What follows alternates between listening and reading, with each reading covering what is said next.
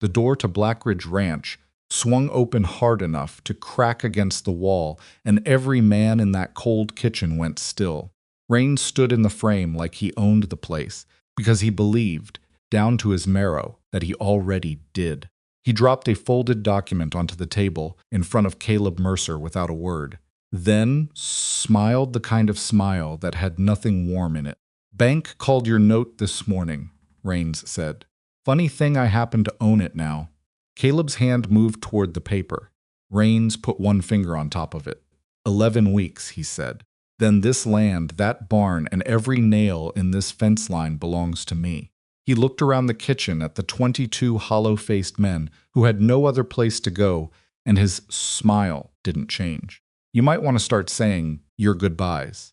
If you've ever watched someone you love lose everything they worked for, not because they failed, but because a powerful man decided they should, then you already know what this story feels like before it even begins. This is a story about a woman who arrived with nothing, saw what everyone else had stopped seeing, and refused to let a dying ranch take 22 men down with it. If this is your first time here, we'd love for you to subscribe and follow this story all the way through, because what happens in the weeks ahead will surprise you. Hit that like button and drop a comment letting know what city or country you're watching from. It means more than you know to see how far these stories travel. Now let's go back to the beginning. The train arrived 3 hours late, which Eliza Whitmore had expected. What she had not expected was the cold. Montana in January was not cold, the way Pennsylvania winters were cold. Pennsylvania cold was something you addressed for and endured. Montana cold was something that came through the wool, past the skin, and settled into the bones like it intended to stay.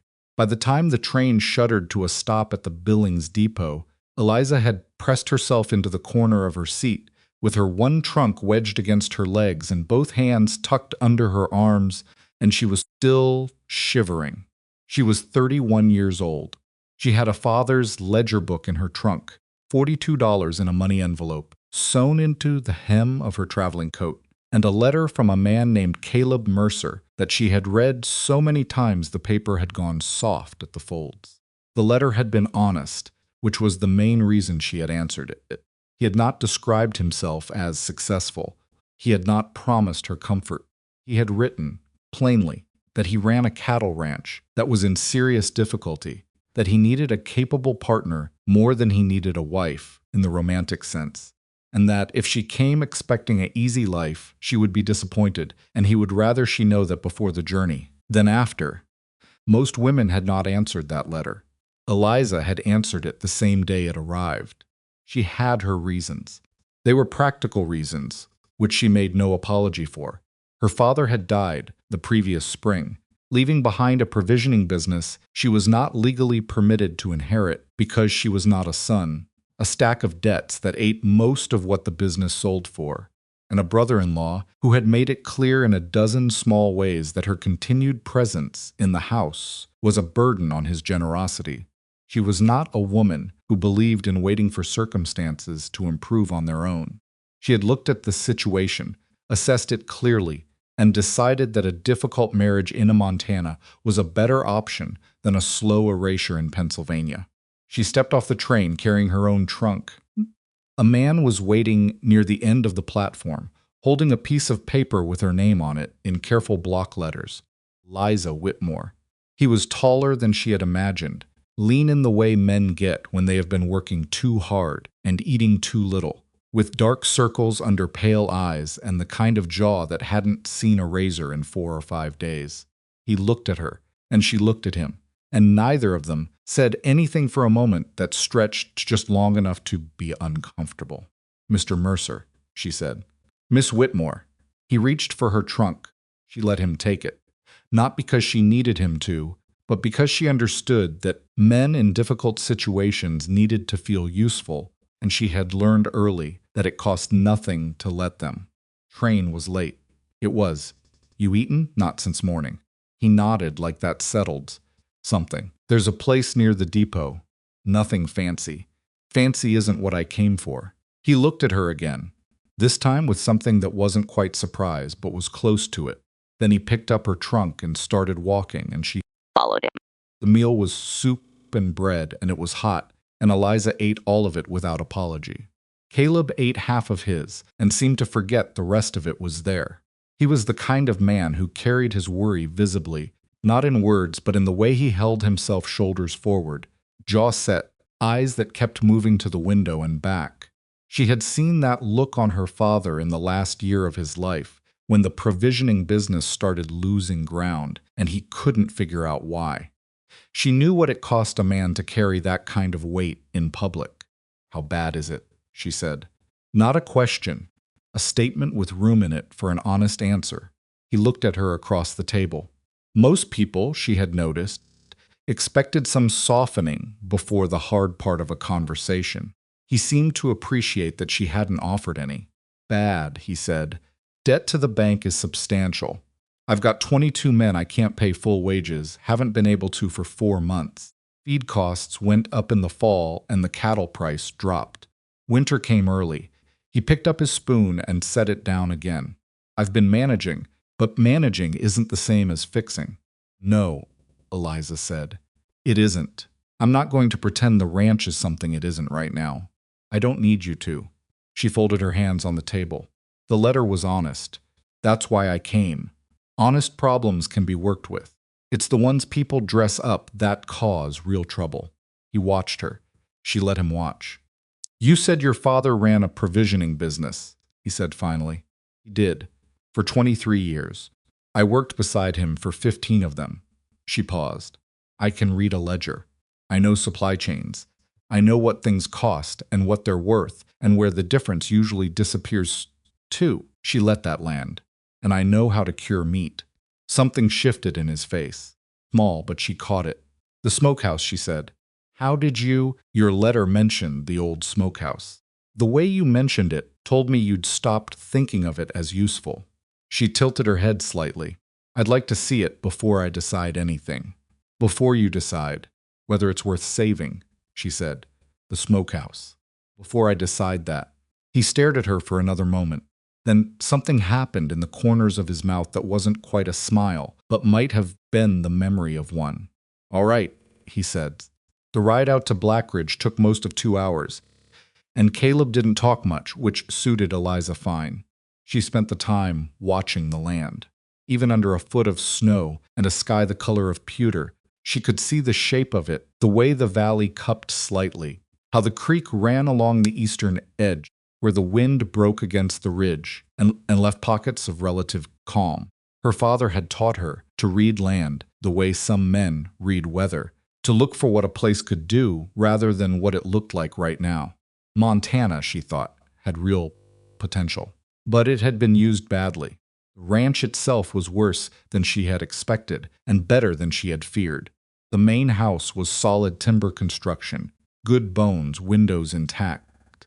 The barn was large, functional, cold, but not dangerously so. The bunkhouse was crowded and smelled of 22 men who hadn't had proper bathing facilities in weeks, but it was weather-tight. The fencing was patchy. The grain storage was undersupplied. And then there was the smokehouse. It sat behind the barn at an angle, partially obscured by a drift that had built up against its east wall. The door was warped in its frame. 2 of the sideboards had sprung loose at the bottom. The roof had a visible sag on the north end. Everything about it said, abandoned, broken, not worth the trouble. Eliza walked around it twice in the cold without speaking, pressed on the boards. She looked at the angle of the roof sag.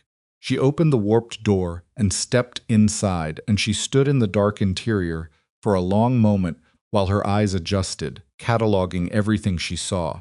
Firebox was stone-built and intact. The smoking racks had collapsed on one side, but the hanging hardware in the ceiling was solid iron, not rusted through. The ventilation gap at the peak was clogged with debris, but structurally sound. Came back out. Caleb was watching her from a few feet away. "Nobody's touched this in how long?" she asked. 2 years, maybe 3. That's why it looks the way it does." She looked back at the smokehouse. "It isn't ruined. It's been neglected. There's a difference. Boards are rotten. Some of them. Not the load-bearing ones." She turned to face him fully. Firebox is solid. The roof sag is a rafter issue, fixable in a day with the right materials. The racks need rebuilding, but the hardware is good iron. She paused. How much cattle do you have that isn't spoken for? Frowned. Maybe 40 head.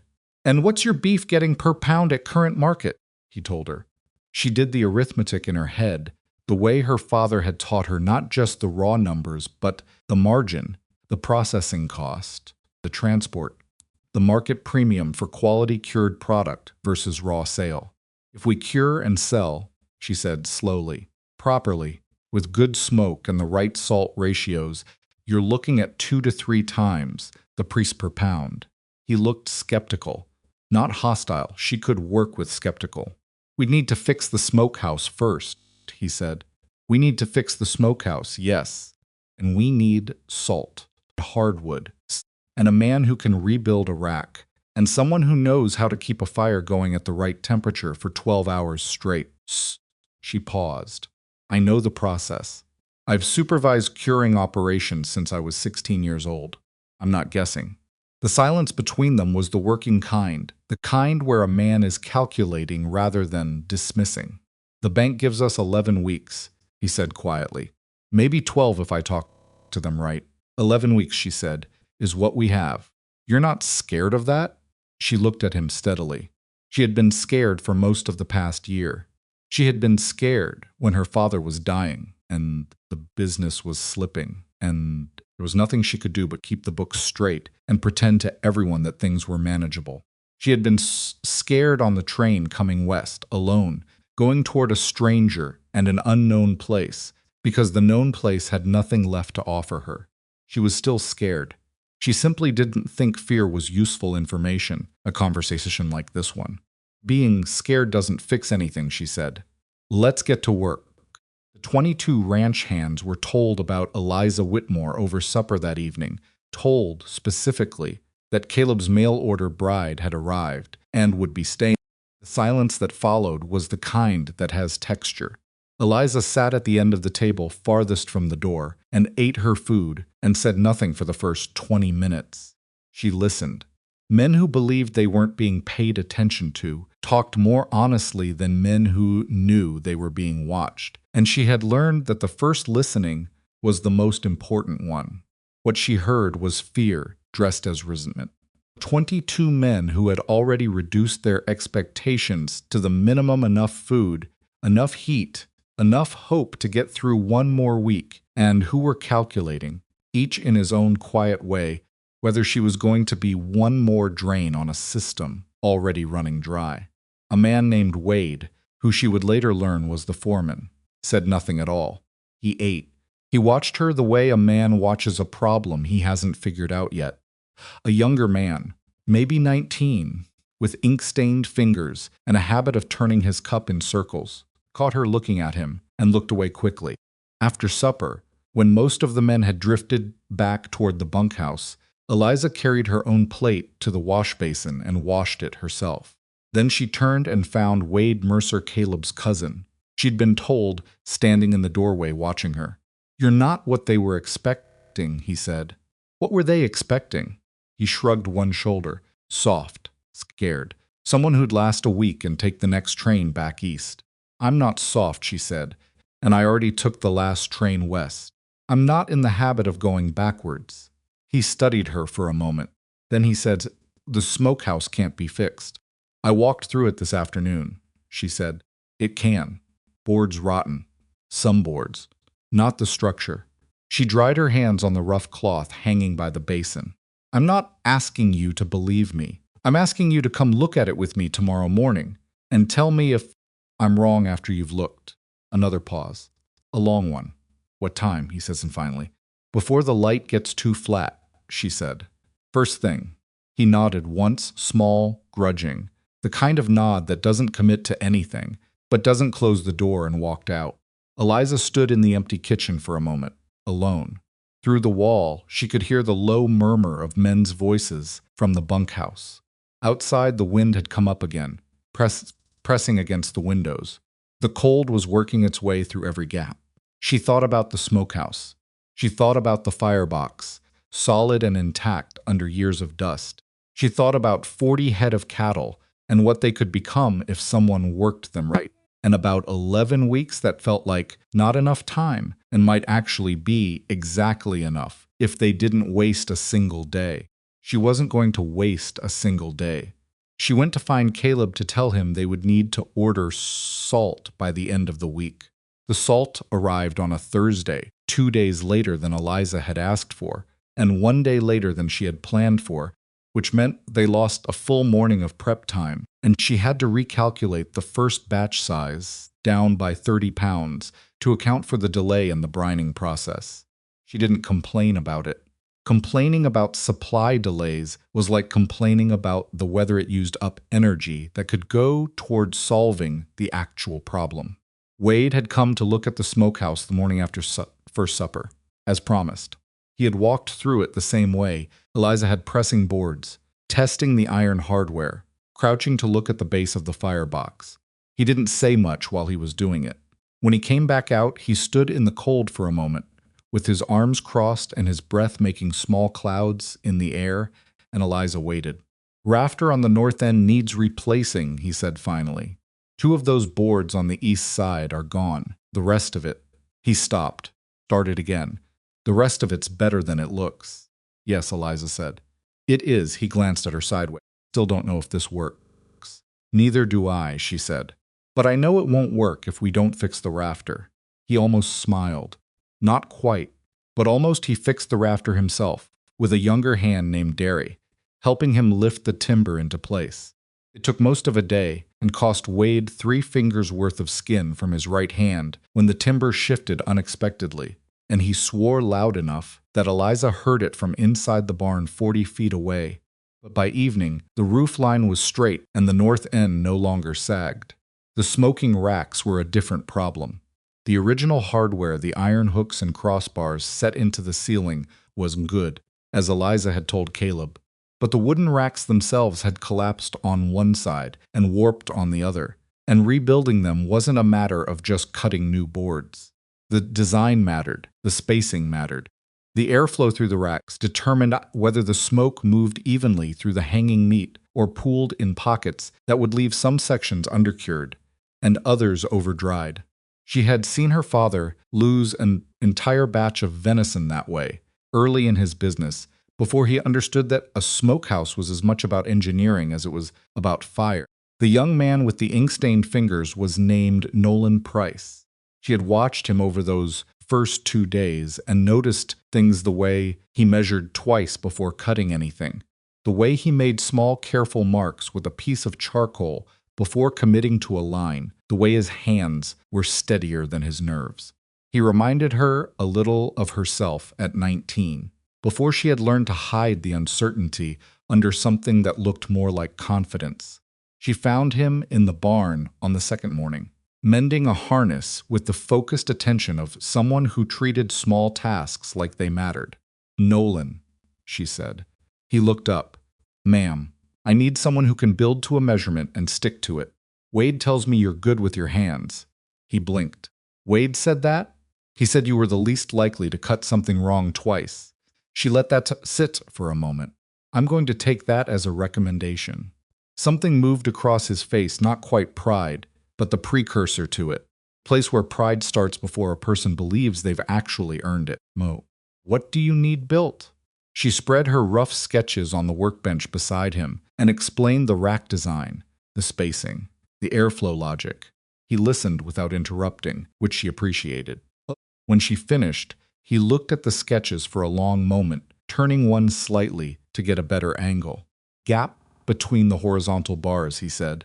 "That's wider than a standard rack." "Yes. You want the smoke to move, not sit, and you need them set at an angle. Slight angle. 5 degrees, no more. It helps the fat render toward the edge instead of pooling." He looked up at her. "How do you know all this?" "My father," she said, "and 15 years of paying attention." She straightened up. "Can you build it?" He looked at the sketches again. "Yes, ma'am, I can build it." It took him 3 days. The first rack came out slightly narrow. At one end he found it himself, before she said anything, took it apart, and rebuilt it correctly. The second and third went up clean. By the time the salt arrived and the first batch of beef was ready to go into the brine, the smokehouse had 3 complete racks and a firebox that had been cleared of 2 years' worth of debris and tested with a small burn to make sure the draw was right. The draw was right. Eliza stood inside the smokehouse with the test fire going and watched the smoke move. It rose from the firebox, spread evenly across the width of the space, found the ventilation gap at the peak, and moved through. Not perfect nothing. The first time was ever perfect, but clean enough, functional enough. A beginning. She went to find Caleb.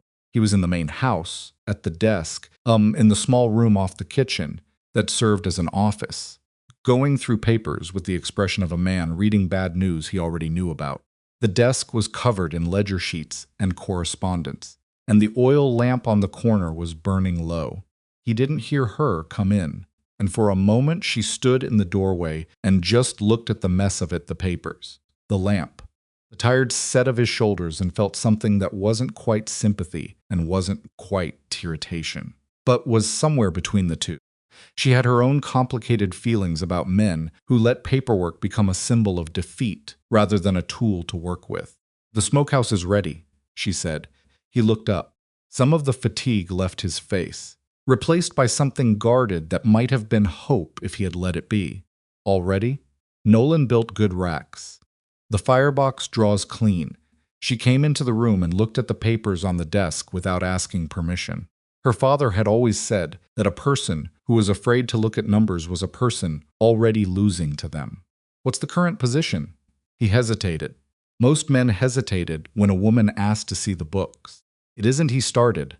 "I'm not asking to criticize it," she said. "I'm asking because I need to know what we have to work with. You can't calculate a margin if you don't know your starting point." Another pause. Then he pushed the main ledger toward her. She read through it carefully, standing beside the desk with her coat still on because the room was cold. She didn't rush. Numbers rewarded attention, not speed, and she had learned that the first reading was for understanding, and the second was for strategy. Picture was worse than she had expected, but not in ways that surprised her. Debt to the bank was the primary weight, but underneath it were 3 or 4 smaller obligations: a grain supplier, a farrier, feed delivery from the fall that hadn't been fully settled that were pulling on the operation the way small leaks pull on a boat. None of them individually would sink the ranch. Together, if they went unmanaged, they would make the bank debt impossible to address. "You've been paying the small creditors to keep them quiet," she said, "and that's been slowing down your payment against the main note." He was quiet for a moment. "I didn't want trouble with it. It's a reasonable instinct," she said, before he could finish. "Wrong in this case, but reasonable. When you have multiple debts, you protect the largest obligation first. Small creditors can be managed with communication. Banks don't negotiate unless they're forced to, and a missed payment on the main note is what gave someone the opportunity to buy it." He went still. "What do you mean, buy it?" She looked up from the ledger. "The note. Has anyone approached you about purchasing it?" "Not directly." His voice had changed. "There's a man, Victor Raines, land speculator out of Billings. He came by in October, said he was interested in the eastern acreage if I ever wanted to sell. I told him I wasn't selling. And after that?" Caleb's jaw tightened. Things got a little harder. "Grain price went up from our usual supplier. Feed delivery started coming late." He paused.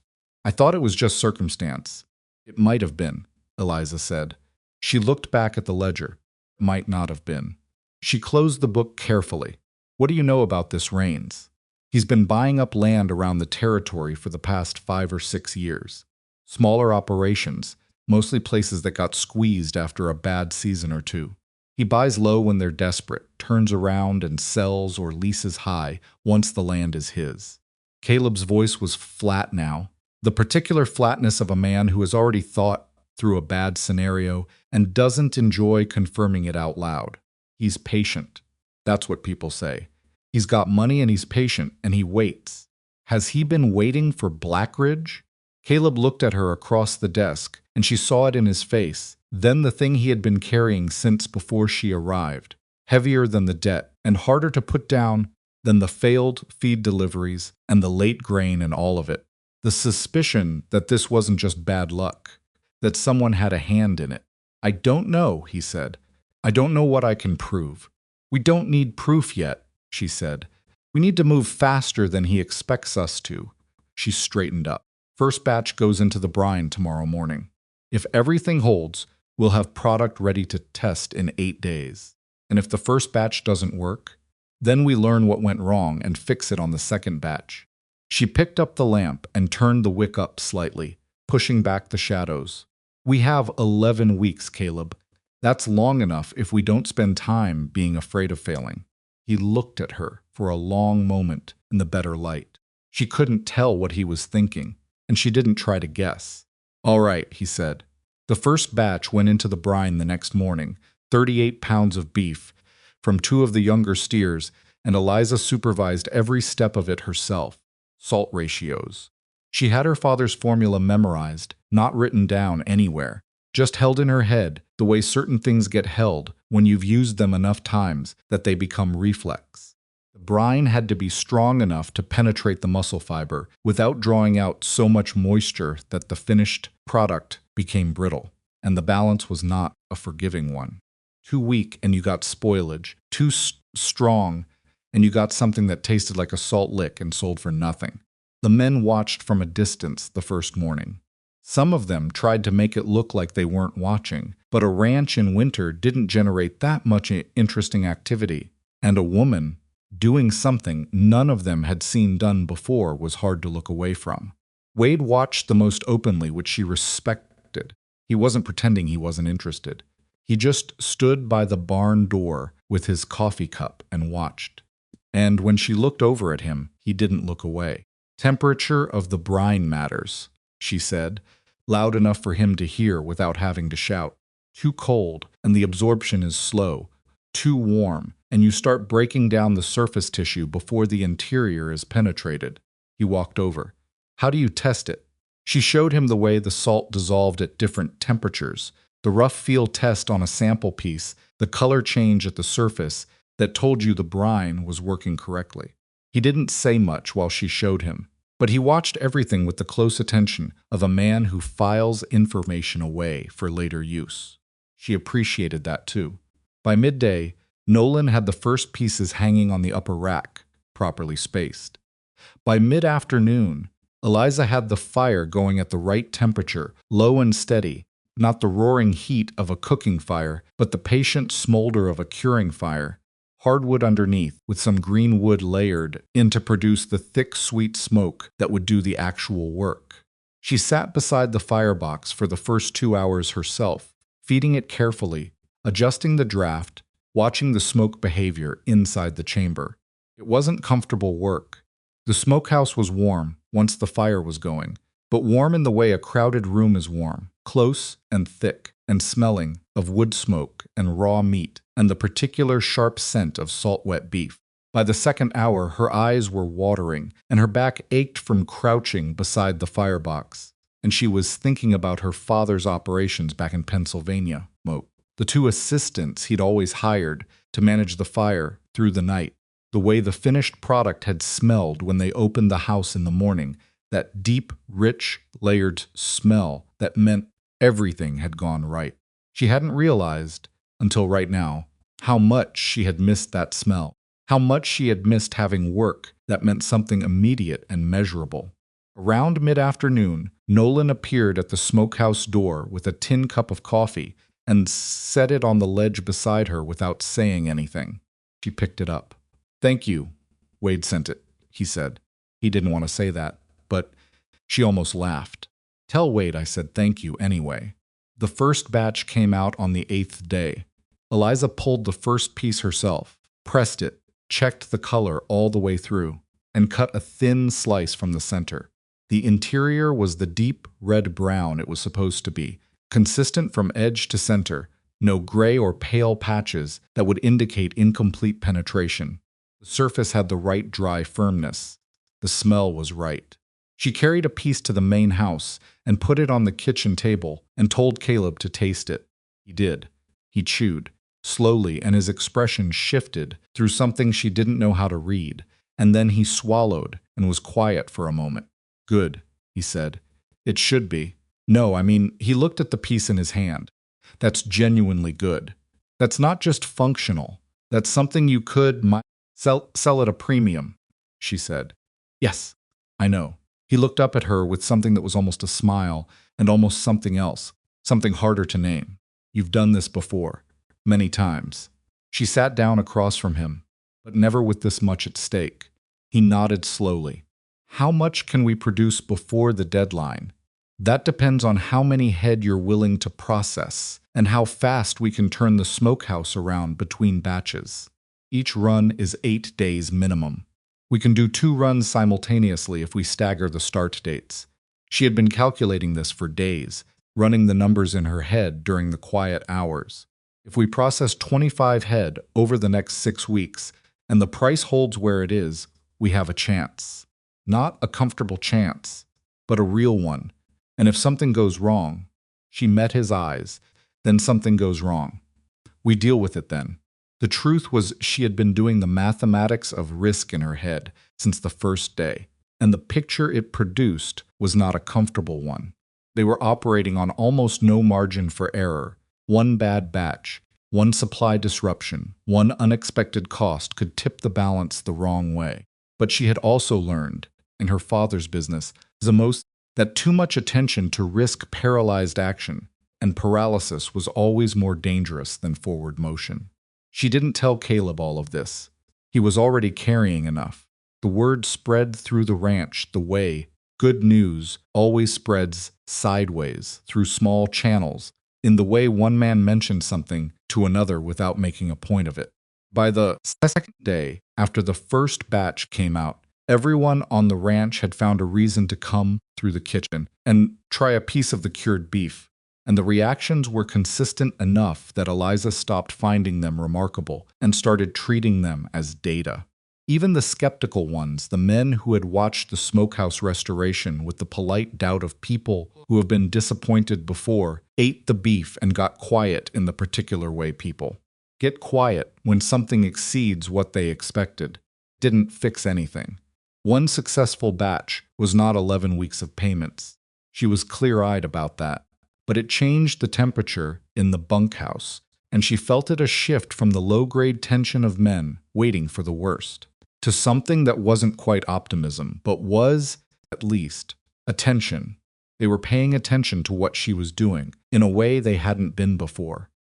Wade was the one who told her about Victor Rains. Not all of it at once. Wade wasn't the kind of man who delivered information in neat, complete packages. He gave it to her in pieces over 3 separate conversations, in the way people give information when they're not sure how much they want to be involved in what comes of it. The first piece came on the morning of the 9th day, when Eliza was starting the second batch. Rains came by. Last month, Wade said, appearing beside her in the way he had of appearing without having seemed to approach. Before you got here, Caleb told him to leave. I know, she said. She was checking the brine temperature. Caleb mentioned him. What Caleb probably didn't mention, Wade said, is that Rains has been at the bank, in Billings, had 3 meetings with Harlan Dodd over the past 2 months. She stopped what she was doing. How do you know that? My cousin's wife works at the dry goods store, 2 doors from the bank. She sees who goes in and out. Wade's voice was careful. 3 meetings. And then last week, Dodd sent Caleb a letter about the note terms. That doesn't usually happen unless something's changing. Eliza stood up and looked at him directly. You think Rains is trying to buy the banknote? I think it's possible. If he owns the note, he controls the collection timeline. Yes, Wade said. He does. The morning light came through the smokehouse door in a thin, cold stripe across the floor between them. Eliza looked at it for a moment, calculating.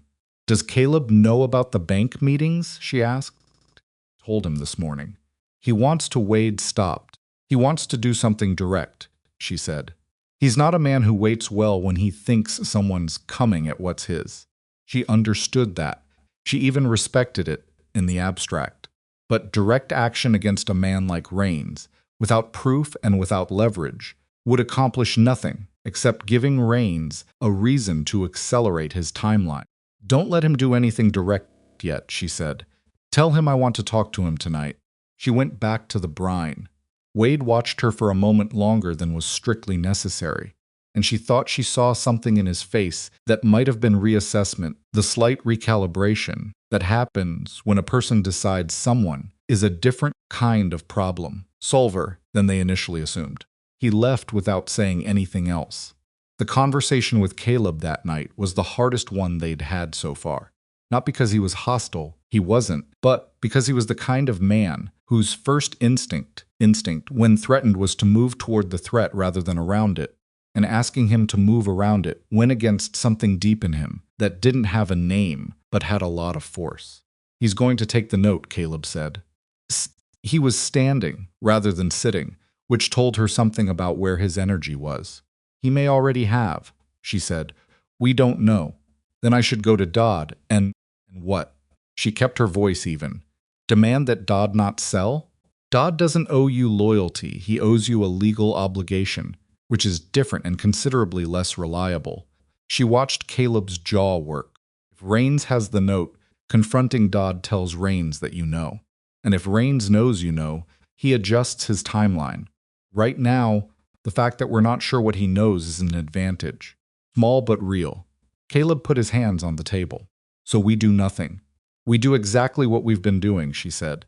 "We produce, we document everything. We build a case that the ranch is viable. If Rains does have the note and does call it early, we need to be in a position to move fast." She paused. "And I want to know who's talking to him." Caleb looked up. "What?" "Someone on this ranch has been feeding him information. Timing of the grain price increase. The late feed deliveries, someone who knows our supply schedule told him when to apply pressure." She held his gaze. "I don't know who, but I intend to find out." The silence that followed was a different kind than the ones they'd had before, heavier, with a sharper edge. The idea that the threat came from inside was worse than anything from outside. She could see him working through it, the way a man works, through something he doesn't want to believe is true. "How?" he asked finally. "I'm going to tell 3 different men, 3 different pieces of information," she said. "Small things. Each one slightly different. And then I'm going to watch what Rains does." Caleb stared at her. "That's practical," she said. "And it takes time, which is something we don't have much of." She stood up. "But it's better than the alternative." "Which is?" "Losing the ranch because we were too proud to be careful." She told Wade that they had arranged a new grain supplier in Miles City, a lower price, better quality, and that the first delivery was expected within a week. Told Derry, the younger hand who'd helped with the rafter, that she was considering approaching a buyer in Billings before the end of the month earlier than their original plan. Told a quiet man named Aldous, who played cards with the night crew and talked more than he probably realized, that she had serious doubts about whether the Smokehouse operation could produce enough volume in time, and that she was privately considering whether to advise Caleb to negotiate a partial sale of the East Pumpy pasture. Then she waited. She didn't like it. Waiting wasn't her natural state, and the specific kind of waiting she was doing. Now watching people she had to work beside every day, looking for signs of betrayal in ordinary gestures, made her stomach tight in a way that didn't ease. Even on the days when the Smokehouse was running well, and the numbers were moving in the right direction. On the 12th day, a rider came to the ranch from the direction of Billings.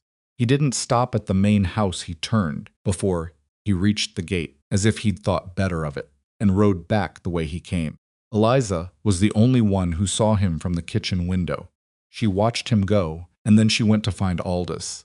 Aldous was in the equipment barn, and he was nervous in the way that people get nervous when they've done something they regret and don't know yet whether it's been noticed. She didn't confront him. She didn't need to. She simply noted the fact of his nervousness and filed it away, and went back to the Smokehouse and adjusted the information she would give him from that point forward. If Rains was expecting a demoralized Eliza Whitmore to advise partial sale of the eastern pasture, Then what he was going to get instead was a woman who had quietly solved her volume problem and was preparing to take more than 200 pounds of premium cured beef to a provisions exchange in Billings. She let Aldous hear exactly enough of that to make sure it reached Rains in time to matter. The second batch came out on the 16th day. It was better than the first. Eliza didn't say that to anyone, she just noted it in her working ledger, with a small mark, the kind her father had always made when something came out right. A habit that was too private to explain, but too ingrained to break. She was sitting in the kitchen that evening, going over the production numbers by lamplight, when Nolan knocked at the doorframe and stood there looking like he had something to say and wasn't sure how to say it. "Come in," she said. He came in and sat down across from her, turning his cup in his hands, the way she had seen him do that first night at the table. Old habit of his, she had figured out. Something to do with his hands when his mind was busy. "I wanted to ask you something," he said. "Go ahead. The rack I built the first one, that I had to take apart. I know you noticed it was wrong before I did." She looked at him steadily. "Yes. Why didn't you say anything?" She set down her pencil. "Because you found it yourself. And a man who finds his own mistake and fixes it is worth more than a man who only fixes mistakes when he's told to." She paused. "Was that the question?" He shook his head. "No. The question is—" He stopped again and she waited. "I've got a younger sister. She's 12. She's been staying at a farm outside of Miles City since our mother died last year. Family there is decent, but they're not." He paused again. "They're not her family." Eliza looked at him. He wasn't asking a question, she realized. Or rather, he was, but not in words. "How old are you?" she asked. 19. "You've been trying to earn enough to bring her somewhere stable." He nodded. The cup turned in his hands. She looked back at the ledger for a moment. The numbers stared back at her, honest and unforgiving. She thought about the eastern bunkhouse, which had room for 2 more people, if anyone cared to make it work. She thought about Nolan's careful hands and the 3 clean racks he had built. She thought about what it meant to a person of 12 to stay somewhere decent that wasn't family. "Let me get through the next 4 weeks," she said. "Still here, and the operation is still running. We'll talk about your sister." He looked up. His face had done something complicated that he was trying very hard to keep controlled. "Don't hope too hard yet," she said. It wasn't cruel, it was honest, which was the same thing her father had always offered her when she was young, and the world hadn't quite done what she wanted. "There's a lot that can still go wrong." "Yes, ma'am," he said, but he said it differently than he had the first time. In the barn, when he hadn't yet decided whether she was someone worth saying it to. She picked up her pencil and went back to the numbers. Outside, the Montana wind pressed hard against the walls of the house, looking for gaps. Found a few it always did, but the house held. The way things built, with care generally hold, even against weather that doesn't give up. The third batch went in on a Tuesday, and by that point the routine had settled into the ranch the way good habit settle not with fanfare, but with the quiet weight of something that has found its place. The men who had watched the first batch with polite skepticism now moved around the Smokehouse operation the way they moved around any essential piece of the ranch's working life, which is to say they didn't think about it much, because it had become normal, and normal was something Blackridge hadn't had in a long time. That normalcy was exactly what Eliza was counting on, and exactly what she knew couldn't last. The information she had fed Aldous had done its work. She confirmed it not through any dramatic revelation, but through the small behavioral tells of a man who understood, dimly, that he had been used. Aldous grew quieter as the days went on, avoided her eyes at meals, volunteered for tasks that kept him on the far end of the property. She didn't call him out. She had what she needed from him, which was a channel to Rains that she now controlled, and burning that channel by confronting him would accomplish nothing except making her feel righteous, which was not a feeling she could afford. She told Caleb about Aldous on a Wednesday evening. He went very still. "You're certain," he said. "Certain's enough." She was sitting at the kitchen table with her ledger open, and she didn't close it while she talked, because she had found that conversations like this one went better when at least person in them appeared calm. He's not malicious. He's scared and he's been taking money from someone who offered it at a moment when he needed it. That doesn't make it right, but it makes it comprehensible. It makes it a betrayal is what it makes it. Caleb's voice was flat in that particular way. She had learned to watch for not loudness, but a drop in temperature, a compression of feeling into something that took up less space, and therefore had more pressure behind it. Yes, she said, it is. She looked up at him then. And if you go after him for it, you lose the advantage. The advantage of being lied to. The advantage of knowing where the leak is. She held his gaze. Right now, Rains thinks he has a spy giving him accurate information. What he actually has is a channel I'm controlling. The moment you confront Aldous, that channel closes, and Rains goes looking for another way in, and we won't know where the next one is. Caleb stood by the window with his back to the cold glass, and she could see him working through it, the logic of it, wrestling with the part of him that had known these men for years, had worked beside them and trusted them, and found the idea of having that trust turned against him almost physically painful. For how long? He said finally. Until we go to Billings. He looked at her. When are we going to Billings? 3 weeks, she said, maybe less. I've sent a letter to a buyer. They're a man named Silas Coulter. He runs provisions supply for 3 of the large mining operations in the territory. Quantities are right, and the quality is what I think it is. He'll want a contract. And if he doesn't, then we sell at the open exchange and come home with enough to make the next bank payment and try again. She closed the ledger. Think he will. The fire in the kitchen stove cracked and settled. Outside, the wind had come up again. It was nearly always coming up again. In Montana, in February, as if the cold had a personal quarrel with anything warm. You've been running this operation for 3 weeks, Caleb said slowly. You've been managing the Smokehouse, managing Aldous, writing letters to buyers in Billings. He paused. And you still haven't asked me for anything. She wasn't sure what he meant by that. I've asked for salt and hardwood on a regular basis, she said. You know what I mean? She did know what he meant. She just wasn't sure she was ready to have the conversation it was reaching toward. This is a business problem, she said carefully. I came here to help solve it. You came here because you had nowhere else to go, he said, not unkindly, just plainly. Same reason I put out that advertisement. Neither one of us had better options. She held his gaze. And you've been working harder than any man on this ranch for 3 weeks, and I haven't said. He stopped. Tried again. I should have said before now that what you've done here is not what I expected. That's not a criticism. It's just the truth. She looked at him for a moment. There was something in the plainness of it that she didn't know how to receive, not flattery, not performance. Just a man telling a woman what he saw and deciding she deserved to hear it. The Smokehouse still needs to produce, she said finally. Say the rest when we know if it works. He nodded. She picked up her ledger, and the conversation moved back into the practical where she was more comfortable, and where there was still a great deal left to do.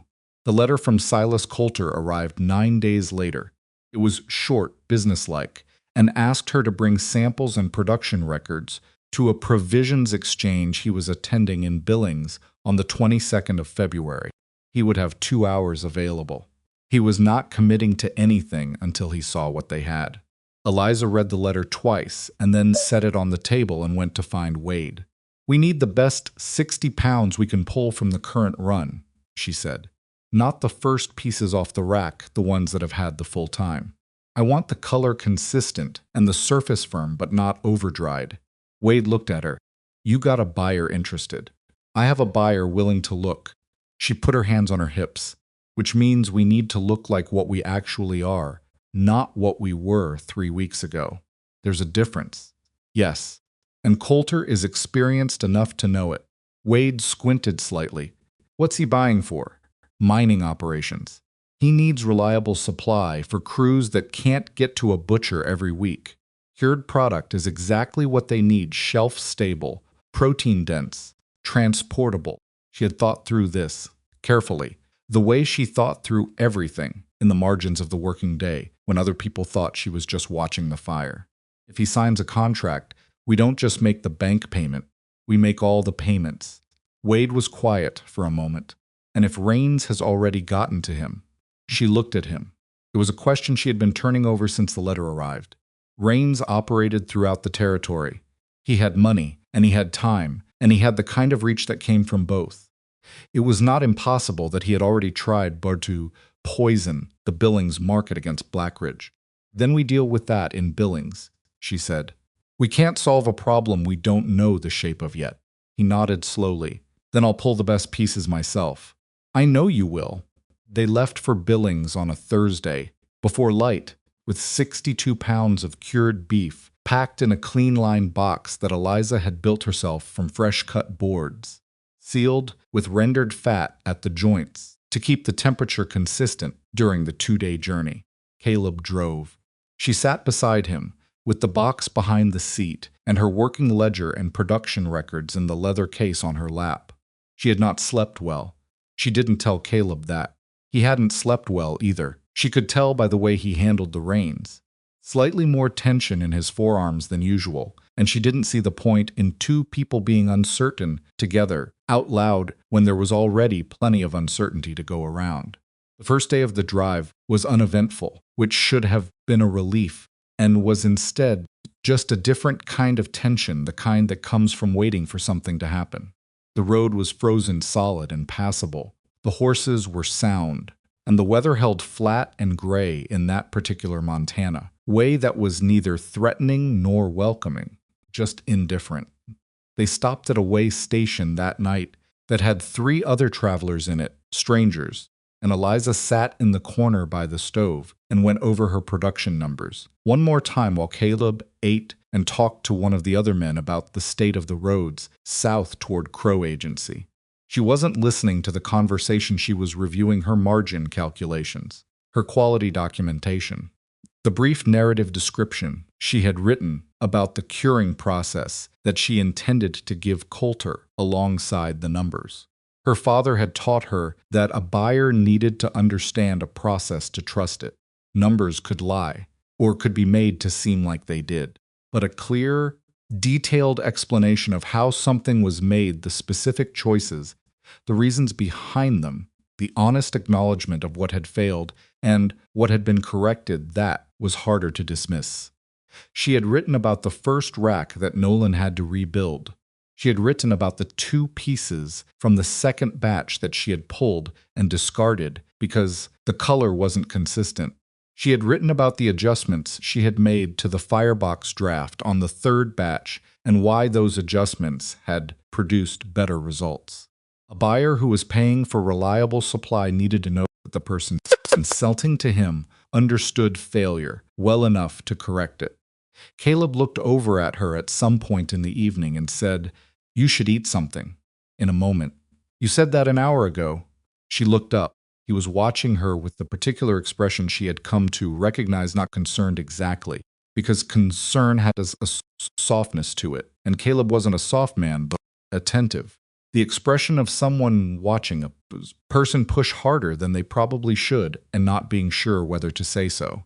She put the ledger down and ate the food that was in front of her, which was stew of indeterminate origins, and bread that was slightly past its best.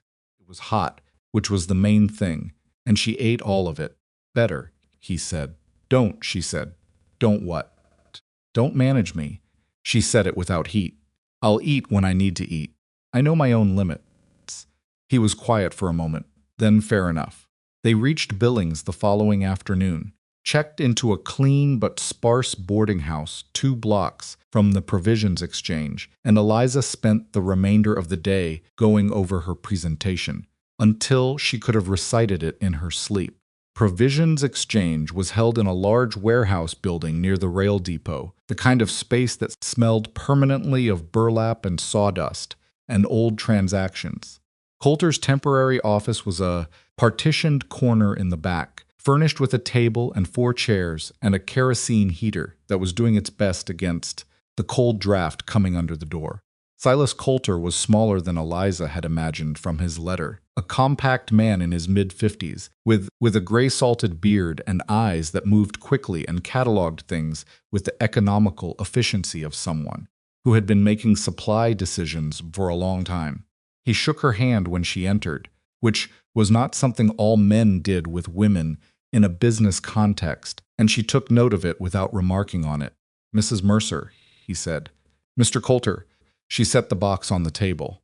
"I'll let the product speak first and explain the production records after, if that works for you." He looked at the box, then at her. "That works for me."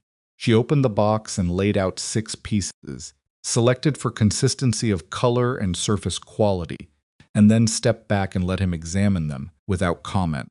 He picked up each piece, pressed it, turned it, cut a thin slice from 2 of them with his own knife, and examined the interior. She watched his face and didn't let herself anticipate what she saw there. Tasted a piece.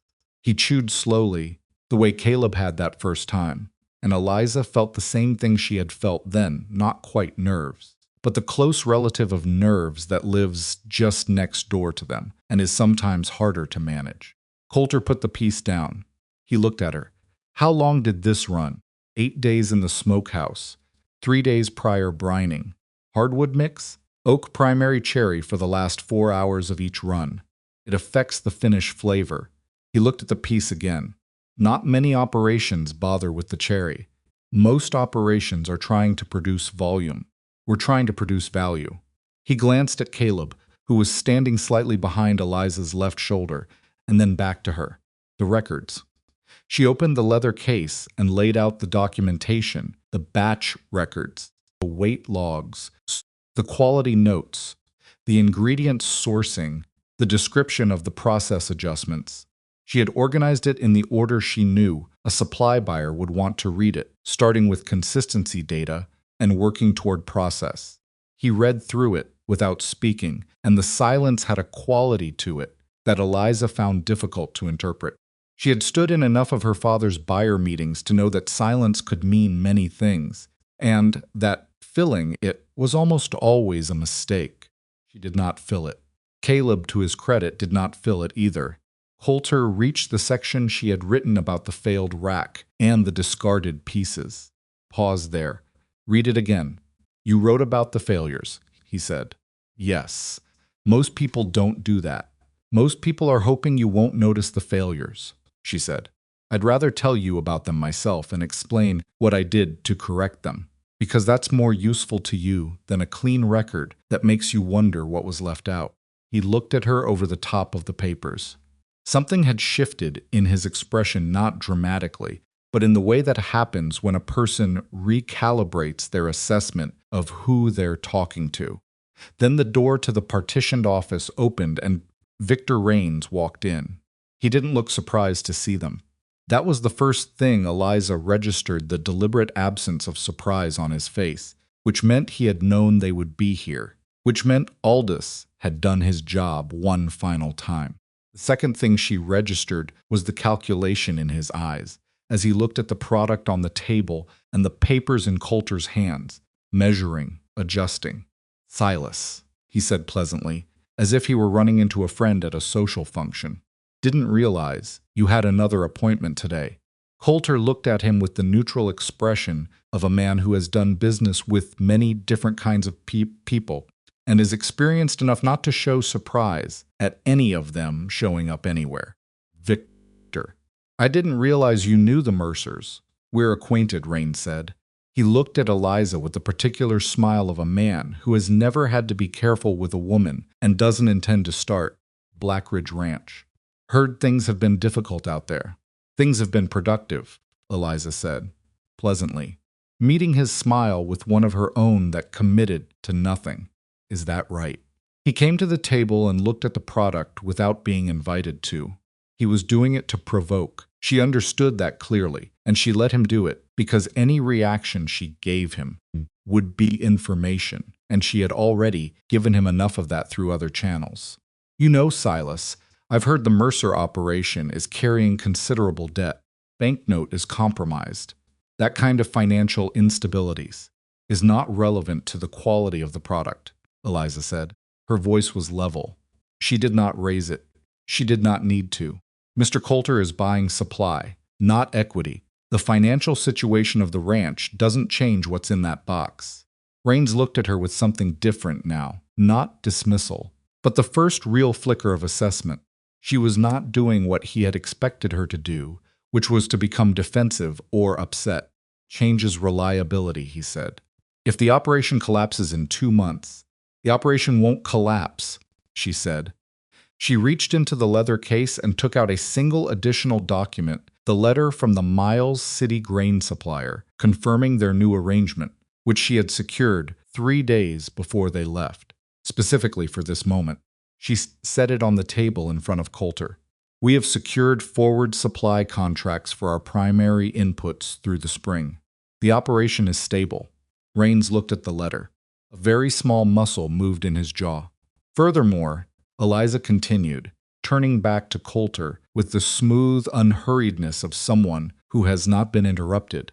I can provide you with a delivery schedule and quantity commitment for the next 6 months, contingent on your contract terms. The documentation you have in front of you reflects our current production capacity, but we are positioned to increase output by 30% within the next 4 weeks through a second simultaneous curing run. Coulter was watching her with the same quiet assessment he had turned on the product. He was a man who valued directness, she had decided. He did not want to be managed or persuaded or charmed. He wanted information and honest commitment. She gave him exactly that. Raines tried once more. The banknote. Victor Coulter's voice was not unfriendly, but it was final. I'll come find you if I need you. Right now I'm in a meeting. The silence that followed had a specific weight. Raines held his position for one moment. Too long, the moment that told Eliza everything she needed to know about how his plan had just shifted beneath him, and then he nodded once, said something cordial and meaningless, and left. Coulter watched the door close. Then he looked back at Eliza. How long have you been in the provisioning business? My whole life, she said, one way or another. He nodded slowly. Picked up the production records again. Set them down. Picked up a piece of the cured beef and looked at it one final time. What's your minimum commitment per month? He said. Eliza named the number she had calculated as the lower bound, the number that would cover costs and make the bank payments and leave enough margin to handle one unexpected problem. She named it without hesitation and without apology, the way her father had taught her, because the moment you apologize for a price is the moment you've already conceded. Coulter didn't flinch at the number. He picked up a pencil. And your first delivery date, 3 weeks from today, she said. He wrote something down. I want a monthly delivery. Consistent quality. I'll hold you to the standards in those records. He tapped the documentation. Fail once without notice, and I find another supplier. That clear? Completely, she said. He extended his hand, shook it. Caleb, behind her left shoulder, let out a breath that was quieter than a sigh, but she heard it. They were 2 blocks from the exchange, walking back toward the boarding house, when Caleb said, You knew he was coming. I suspected, she said. Aldous. I gave Aldous our Billings meeting date 3 days ago, she said. Specifically that date. Not the purpose of the meeting, just the date and the name of the exchange. She paused. I also gave him one piece of false information that we were struggling with our current output and weren't confident about the volume. Caleb was quiet for a moment. So Raines came in expecting you to be in a weak position. Yes. And instead, we had supply contracts and a production expansion plan and a detailed quality record. She adjusted the leather case under her arm. He thought he was going to arrive and confirm what he already knew. What he actually did was hand Coulter a demonstration of our character. How so? Because I didn't react to him. She looked at Caleb briefly. A woman with something to hide gets nervous when a powerful man walks in and starts talking about her debts. A woman who knows her product is solid doesn't. She paused. He did us a favor in the end. Coulter reads people. What he saw was Raines trying to undermine us and failing to move me. That's a better endorsement than anything I could have said about myself. Caleb walked beside her in silence for a long moment. Billings streets were busy with mid-afternoon, traffic wagons, horses, the general purposeful noise of a town that had trade moving through it, and he seemed to need the noise to think in. "You planned all of that," he said. "The letter from the grain supplier, the expansion numbers." Being calm when he walked in, "I planned for the possibility of interference," she said. "I didn't know it would look exactly like that. But you were ready." "I tried to be ready." She looked up at him. "Ready and lucky are different things. Today we were both." They reached the boarding house, and she went up to her room and closed the door and sat on the edge of the bed. For a moment, and only then in the privacy of that plain, cold room, with the noise of the street below and no one watching, did she let herself feel the size of what had just happened. Not relief, exactly. She didn't trust relief as an emotion. It came too soon, and it softened things that needed to stay sharp. But something close to it, the particular feeling of having aimed carefully at a very small target from a long distance, and found it. She sat with it for 2 minutes. Then she opened the leather case and began calculating the delivery logistics for the first Coulter shipment. They left Billings the next morning. Eliza had been awake since before light, going over numbers, when she heard Caleb in the hallway outside her room. She opened the door, and he was standing there already dressed, holding 2 cups of coffee from the boarding house kitchen, and he held one out without preamble. Took it. "You're up early." Couldn't sleep. He leaned against the wall beside the door. "You?" "Same." They drank the coffee in the corridor, which was not a dignified place to have a conversation, but was where the conversation happened. And after a moment, Caleb said, "What Rains is going to do now?" It wasn't a question. She had been thinking about it herself. "He knows the Coulter contract is likely," she said.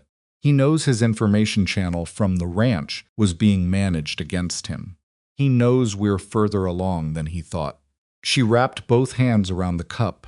It means he has less time than he planned for, and he's going to use that time in a way that doesn't require good information. He's going to use it in a way that just requires money. Caleb looked at her. "The banknote. He may already have it. If he does, he'll call it early, not at 11 weeks, but at whatever the minimum legal timeline is." She paused. "Or he'll do something to the ranch itself. Something direct." What kind of something? She chose her words carefully, not because she was soft on the subject, but because she understood that saying a thing plainly put it into a different category than theory, and she wasn't ready to put it there without more information. "I don't know yet," she said, "but I think we should go home faster than we planned." He nodded. He didn't argue or ask her to be more specific or tell her she was being alarmist. He just nodded. The way a person nods when they are hearing something they had already been thinking but hadn't wanted to say. "I'll have the wagon ready in an hour," he said. They pushed hard on the return journey, making the full 2-day trip in a day and 3/4 by starting before sunrise and stopping only when the horses needed water and rest. The road was still frozen and passable, and the weather continued its gray indifference. And Eliza spent most of the drive watching the road ahead and thinking about the ranch and what Rains's next move would look like. She had been wrong, she realized, about one thing. She had been thinking about Rains the way she thought about business problems, as a matter of information and timing and positioning. And he was those things, but he was also a man who had been watching a prize slip away from him in front of other people. And men like that did not always move rationally when they were angry. They moved decisively. They moved in ways that were meant to produce immediate results rather than strategic ones. She was still working through what form that might take when they came around the long curve in the road that brought the ranch into view. The grain shed was on fire. Not a small fire, not something that could be contained or argued with. A serious fire. The shed already half consumed, the flames orange and definitive against the gray evening sky, the smoke column visible for half a mile. 3 men were throwing snow at the base of it from the outside, and it was having no effect at all because the interior had gone, and the structure was past saving. What they were doing was protecting the barn beside it, keeping the fire from jumping. Caleb pulled the wagon up hard and was off the seat before it stopped moving. Eliza followed, already calculating what had been in that shed. How much grain, how much of their winter feed supply, what the replacement cost was, and whether they had the cash to cover it, or whether this one blow had just removed the margin they had built so carefully over the past 3 weeks. Wade was at the edge of the organized group directing the snow throwing, and he saw them come in and came toward them. His face said the answer before his words did. "How much?" Eliza asked. "Most of it," he said. "We got the far end of the winter hay out before it caught, but the grain," he paused. "The grain's gone." She stood in the cold and looked at the burning shed and did the arithmetic she didn't want to do. The grain was the primary winter feed for the cattle they still had. Without it, they would be buying replacement feed at whatever the current market would charge, which would be higher than their usual rate and would have to be sourced quickly and paid for immediately. Contract with Coulter was signed, but the first payment wasn't due for 3 weeks. 3 weeks was a long time if the cattle needed feeding tomorrow. "Who was here?" she said. "All of us," Wade said. The whole crew was at supper. Nobody was near the shed. Nolan noticed the smoke from the bunkhouse window. He paused. "There was a smell, Eliza. Before the smoke, lamp oil." She looked at him. "It didn't start from inside," he said. "Or if it did, it had help." Caleb was very still beside her. She could feel the tension radiating off him, the way heat radiates off the shed that was still burning 20 yards away. She did not look at him. She kept her eyes on Wade. "Sheriff," she said, "I sent Derry to town an hour ago." "Good." She turned and looked at the fire for a moment, looked at it the way you look at damage. Measuring it is not grieving it, because grief came later, and right now there was only logistics. "What's our current hay supply?" "Maybe 10 days at current consumption," Wade said. 2 weeks if we reduce rations." "We'll reduce rations." She turned back toward the main house. "I need the ledger, and I need to know every grain supplier within a day's ride of here. Tonight." She walked toward the main house without looking at the shed again. She could hear Caleb following her, and behind him the noise of the crew still working the edge of the fire, and underneath all of it the particular creak and crack of burning wood doing what fire does to everything it gets hold of. The sheriff came out 2 days later and walked through the ash of what remained and asked his questions carefully and professionally, and then told them that he couldn't make an arrest without witnesses or physical evidence directly linking a person to the origin point, and that the smell of lamp oil was suggestive but not sufficient. Raines had an alibi. 3 witnesses placed him in Billings on the evening of the fire. His lawyer had a letter prepared. Eliza stood in the kitchen while the sheriff delivered this information, and kept her face exactly as neutral as she needed it to be, because she had known since the moment she'd seen the fire from the road that this was how it would go. A man with money didn't set fires himself. A man with money had arrangements. When the sheriff left, she sat at the kitchen table and opened the ledger to the current page and looked at the numbers. They had the Coulter contract. They had a partial winter hay supply. They had 22 men and a smokehouse that was producing, and a new grain supplier she had located the previous day, who could deliver within 5 days, at a price that was high but not impossibly so. They also had a man who had just demonstrated that losing in a business meeting made him dangerous in ways that went beyond business. Caleb sat down across from her. "What do we do?" She looked up. His face was the face of a man who has had something taken from him and is holding himself back from the kind of response that would feel satisfying and solve nothing. She understood it. She felt it herself, underneath the calculation, underneath the ledger, arithmetic, and the logistics, and the careful management of emotion. There was something genuinely furious in her that wanted a different kind of answer than supply contracts and replacement grain. But fury, she had learned the hard way, spent itself on the wrong targets, and she couldn't afford to spend anything on the wrong targets right now. "We keep producing," she said. "We get the grain delivery in. We protect the smokehouse, and we don't give him anything else he can damage." She paused. "And we move faster." Caleb looked at her. How much faster? Rains is not done, she said. Whatever he did to the grain shed, he did it because he's running out of time and he knows it. That means he's going to try something bigger. She held Caleb's gaze across the table. We need to be in a position where there's nothing left to threaten before he gets there. The lamp between them threw their shadows long against the kitchen wall, and outside the wind did what it always did in Montana, which was press and never quite stop. And the ranch held against it the way it had held against everything else, imperfectly, with visible damage, but still standing. The grain delivery arrived on the 5th day, as promised, at a price that made Eliza's jaw tighten when she wrote the number in the ledger. She wrote it anyway, the way her father had always insisted every cost recorded, no matter how painful, because the numbers that hurt the most were the ones people were tempted to leave out, and leaving them out never made them smaller, only invisible, which was worse. The new supplier was a man named Garrett from a family operation east of Miles City, and he was decent about it. He didn't inflate the urgency price more than the market truly warranted, and he threw in an extra half-ton of oat mix without being asked, saying he'd heard about the fire and figured they could use it. Eliza thanked him plainly and meant it, and filed his name in her mind as someone worth keeping a relationship with, because in this territory a reliable supplier was worth more than a favorable one-time price. Wade organized the unloading with the efficiency of a man who understood that speed mattered now in ways it hadn't a month ago. The crew worked the hay into the rebuilt storage area. They'd converted half of an equipment bay into temporary grain storage, while the shed remained a charred outline against the winter sky, and by nightfall the cattle had been fed, and the immediate crisis had been reduced to a manageable problem, which was the best you could say for it.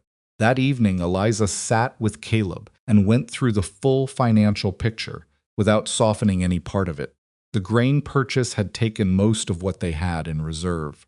Smokehouse was running its 4th batch, 2 simultaneous runs now, staggered 4 days apart, which Nolan was managing with a steadiness that continued to surprise her, and the product was as consistent as anything they'd produced. Coulter contract was real and signed, and the first payment was 8 days away. 8 days. We can run on what we have for 8 days, she said. Barely. One unexpected cost, and we're short. She looked at the numbers again. Feed for the horses, wages for the crew, a salt order that's due at the end of the week. All of it is accounted for, but there is no room. Caleb was quiet. He'd been quiet more often since the fire, not withdrawn exactly, but contained, as if he were conserving something that was in limited supply. What happens if Rains moves on the note before the Coulter payment comes in? He said. That depends on when he moves and what the legal minimum timeline is under the terms. She had been thinking about this since Billings, turning it over in the background while she managed everything else. If he bought the note from Dodd, there are legal procedures he has to follow before he can compel collection. Can't just show up and take the property. But he can apply pressure. Yes. He can make it known that the note has changed hands. He can demand updated payment terms. He can do things that are technically within his legal rights and strategically designed to destabilize us. She paused. If he calls the full note, due before the Coulter payment arrives, we can't cover it. Caleb put both hands flat on the table. So we have 8 days where he can destroy everything. Or less, she said. If he knows about the Coulter contract, and he may, because he knows how to get information, even when I'm trying to control what moves, he'll know. We're 8 days from stability. He'll know that's the window. So what do we do? She had been building toward this answer for 3 days, since the moment she'd stood in the ash of the grain shed and done the first pass of arithmetic. She hadn't said it aloud because saying it aloud committed them to it, and she wanted to be as certain as she could be before they committed to anything. Deliver early, she said. Caleb looked at her. Current batch, the 4th run, comes off the racks in 3 days. It's not the full quantity the Coulter contract specifies for the first delivery, but it's close enough to demonstrate good faith and establish the relationship. She turned the ledger so he could see her notes. I want to deliver it before the scheduled date, personally, and ask Coulter to pay on receipt rather than net 30. Caleb studied the numbers. He agreed to net 30 in the contract. He agreed to net 30 as standard terms. But a buyer who has made a significant contract with a new supplier and who then has that supplier show up 3 days early with a full quality delivery, a buyer in that position is not unreasonable to approach about an expedited payment. She met his eyes, especially if you explain the situation plainly. You want to tell him about Rains. I want to tell him that we're facing a hostile financial maneuver that we believe is timed to interfere with the contract he just signed, and that we're coming to him early, voluntarily, with the product we promised, and asking if there's a way to make the payment timeline work for both of us. She paused. What I'm asking him for is professional courtesy between people who have just made an agreement. It's not charity. That's business. Caleb was quiet for a moment. Outside, the horses in the barn shifted, and one of them knocked against the stall boards. A dull, heavy sound that carried through the cold air. And if he says no, Caleb said, then we come back with the product and the numbers in 8 days of nothing going wrong, and we make the payment when it's due. She didn't say what came after that scenario. He could calculate it himself. He could, and he did, and she watched him do it. 3 days, he said. 3 days. He nodded once the nod that was not so much as acknowledgement that the decision was made, and now they were committed to the ground it stood on. Then, we'd better make sure those 3 days go right. They almost didn't. So, the second morning after that conversation, Eliza was in the smokehouse doing the mid-cycle check on the 4th batch when Nolan appeared at the door with a look on his face that she had learned to read correctly. Something had gone wrong. He knew what it was, and he wasn't sure how bad it was yet. The firebox, he said. The draw changed about an hour ago. Smoke started pulling wrong. She went immediately. The firebox on the main run, the older of the two they were operating simultaneously, had developed a partial blockage in the flue, buildup of creosote from 3 weeks of near-continuous use that had finally gotten heavy enough to restrict the airflow.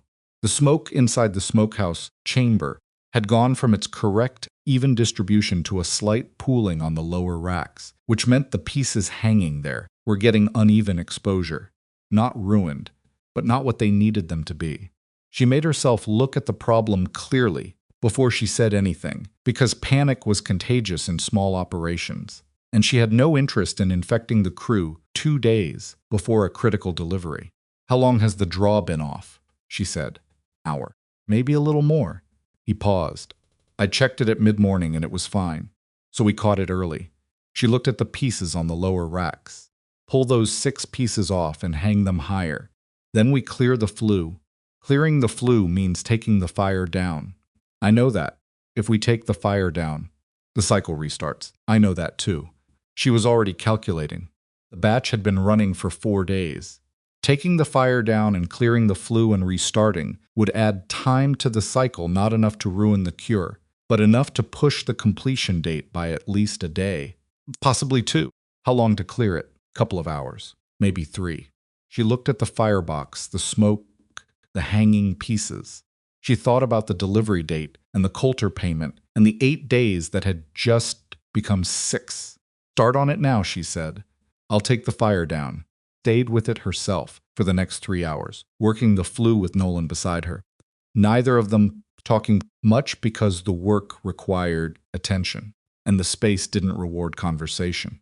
The creosote came out in sections, black and thick smelling, and by the time the flue was clear, her hands were dark to the wrist, and her back ached in a different way than the usual smokehouse ache, sharper.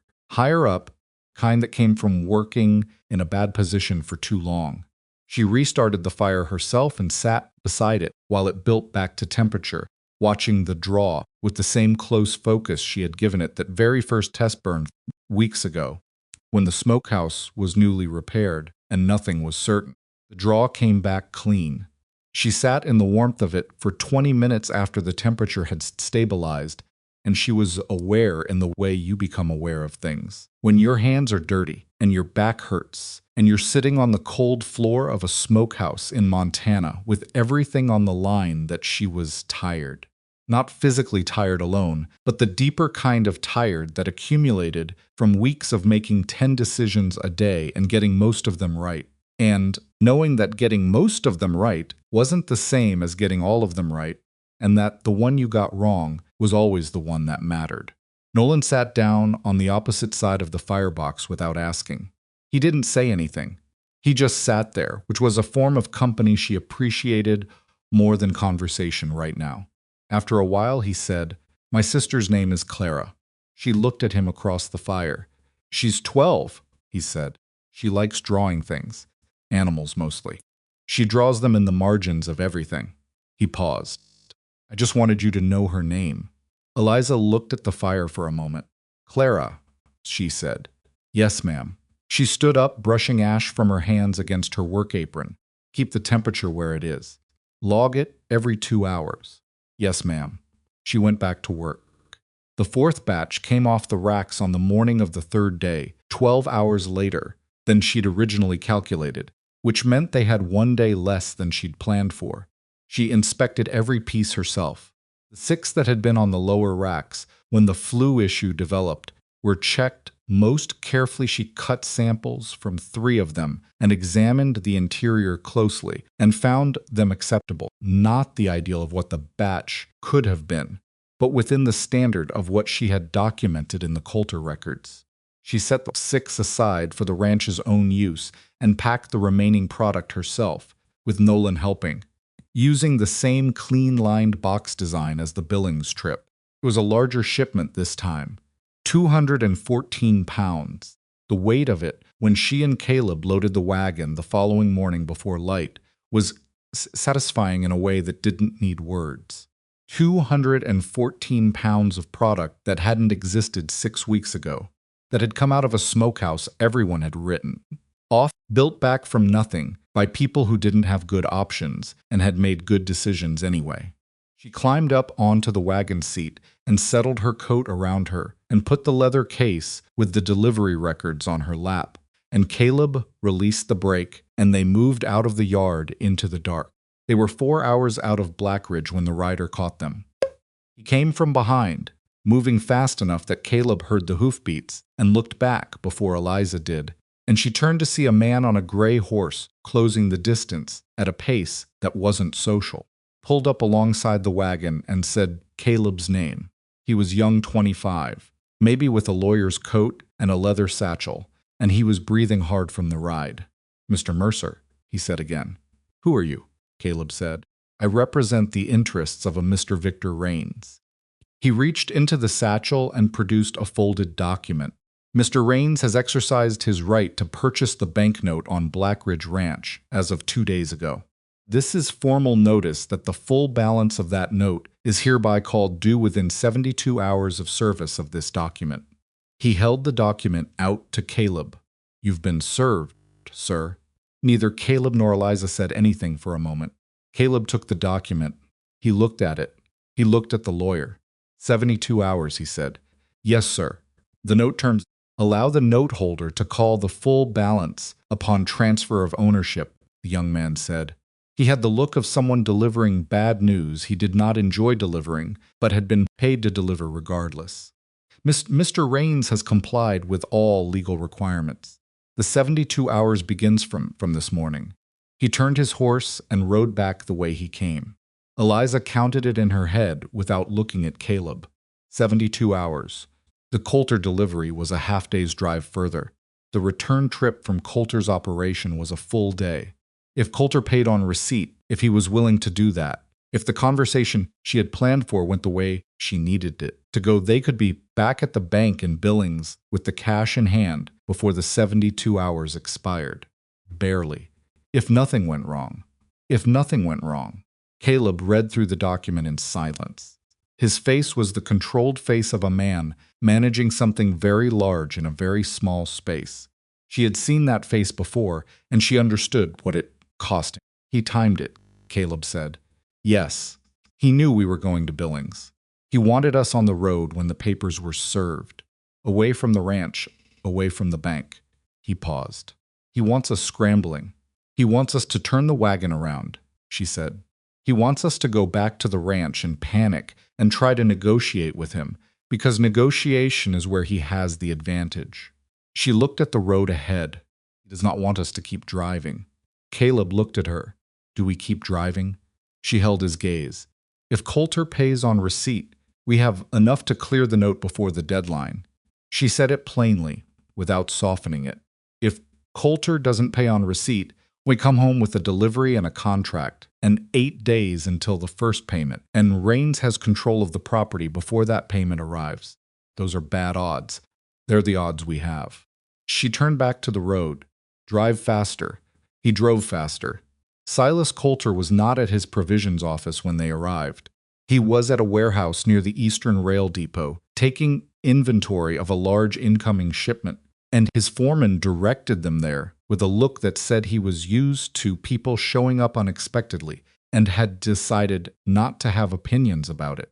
The warehouse was cold and loud with the movement of goods, and Coulter was standing beside a stack of crates with a ledger of his own and a pencil behind his ear, looking like a man who was comfortable in large, chaotic spaces, which in her experience was a good quality in a buyer.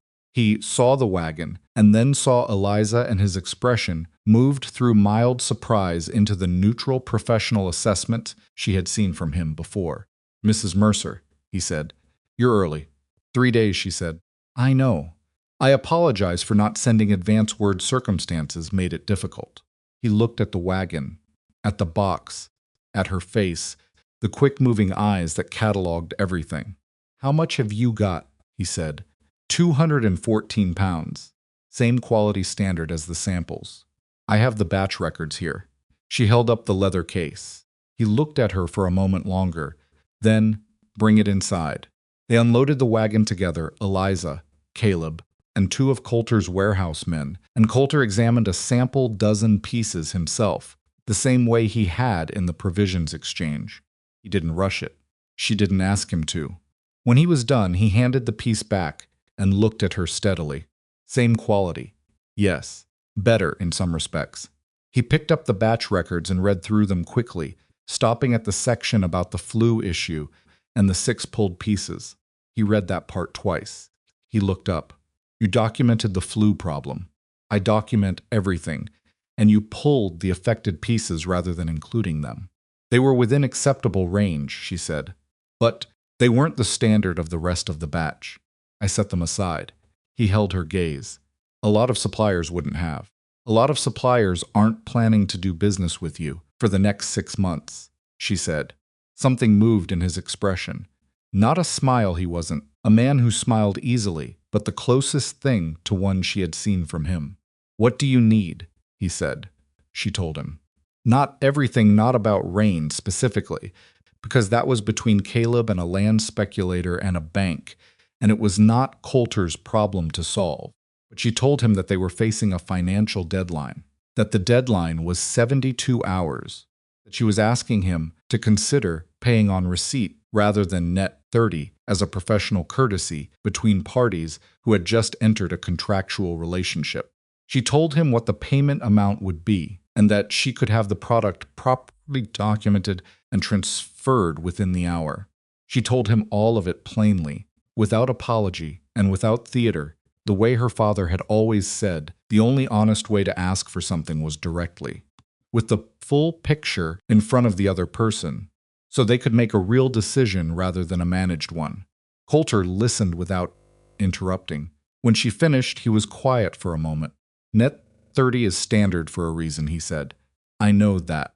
Protects the buyer from quality issues that only appear after the product is in use. I understand. You're asking me to absorb that risk. I'm asking you to consider it. I'm not demanding it. She paused.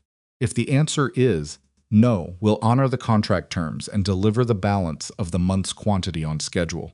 He looked at Caleb. Caleb said nothing, which was the right call he had understood. Somewhere on that faster drive, that this conversation was Eliza's, and that the most useful thing he could do was let her have it. Coulter looked back at her. I've been doing this for 22 years, he said. and I can count on one hand the number of suppliers who documented their own production problems and pulled product that met minimum standards because it didn't meet their own. He paused. That tells me something. She waited. He looked at the stack of boxes, at the batch records, at the door behind her where the cold came in. I'll need a signed receipt, he said, and a formal acknowledgement that this payment covers the first delivery under the contract. I have a draft of both in the case, she said. He almost smiled again. Of course you do. He paid them in cash and bank draft within the hour, as he'd said. The amount was what the contract specified for the first delivery, not a penny less, not a penny more. Coulter being a man of exact transactions, and when Eliza held it in her hands, the weight of it was different from what she had expected. Not lighter, not heavier, just real. Paper and numbers that represented weeks of cold mornings and calculated risks and decisions made in the dark when the comfortable choice was to stop.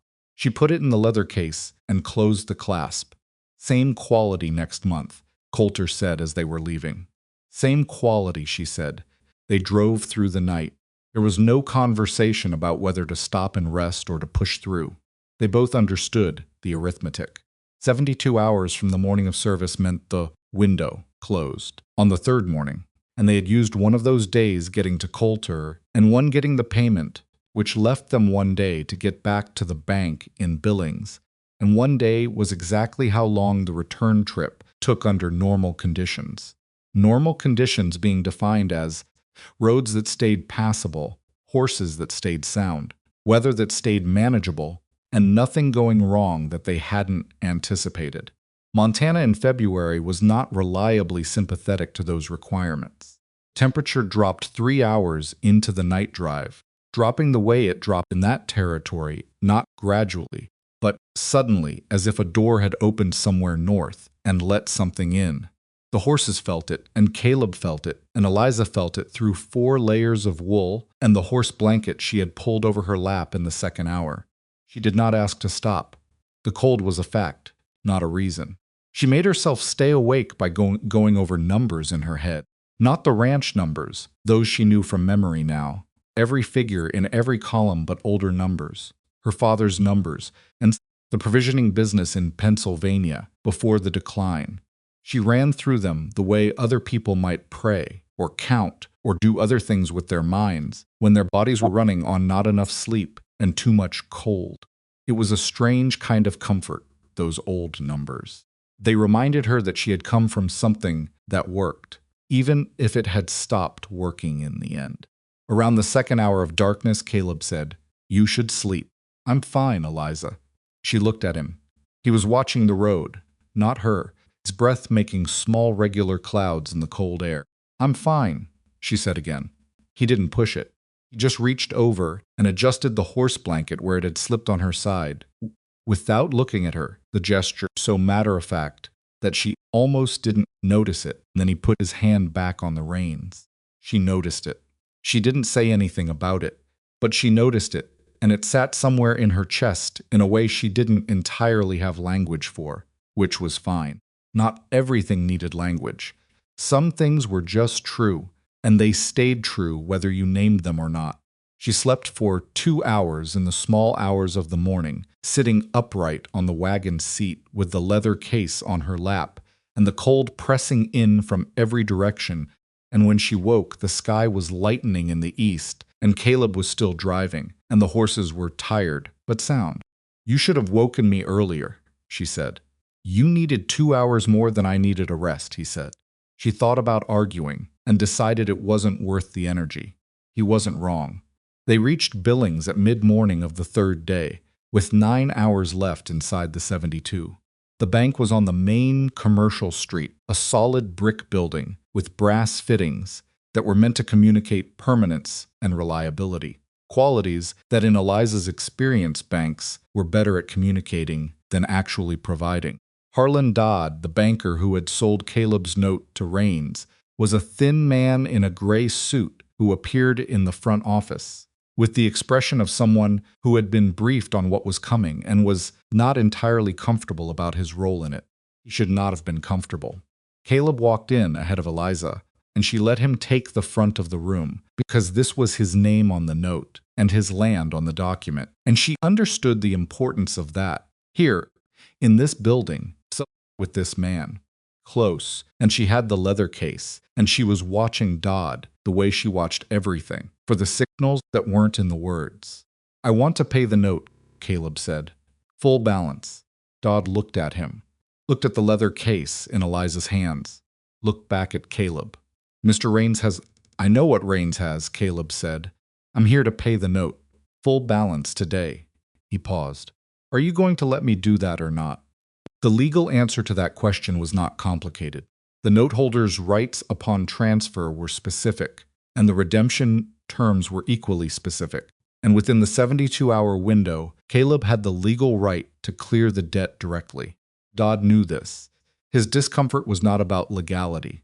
It was about the fact that he had made an arrangement with Raines, and the arrangement was about to produce an outcome Raines had not planned for. "Of course," Dodd said, with the smoothness of a man retreating to the safety of procedure. "Let me pull the records." While he pulled the records, Eliza opened the leather case and took out the payment, the cash portion, and the bank draft from Coulter, plus the remaining cash from their operating reserve, which she had calculated to the dollar 2 days ago, and which came to the full balance of the note with $32 remaining. $32. She set it on the counter in front of Dodd, organized and counted it himself, which was his right. She watched him count it and kept her face exactly as neutral as she needed it to be while he did, because the last thing she was going to do in this building on this morning was let Harlan Dodd see how much was riding on every bill in that count. He set the last bill down. He looked at the total. He looked at Eliza, then at Caleb. "Full balance," he said. "Yes," Caleb said. Dodd was quiet for a moment. The brass fittings around the room caught the morning light and held it, cold and indifferent. "I'll prepare the satisfaction of note document," he said. "It will take about an hour." "We'll wait," Caleb said. They waited in the chairs along the bank wall, sides by side, and Eliza kept the leather case on her lap, the way she had kept it for 3 days. The same habit that had no logic to it now, because the payment was on Dodd's counter and the case was empty, but she kept it anyway. Some habits are about what they mean, not what they contain. An hour and 20 minutes later, Dodd came back with the document. Caleb signed where he was told to sign. A sup signed, seal was applied. Blackridge Ranch's debt was paid. Caleb held the document in his hands and looked at it for a long moment. The way a man looks at something he has been carrying so long, he has trouble understanding what it feels like to set it down. Then he looked at Eliza. She had been expecting she didn't know what. Some kind of eruption, maybe.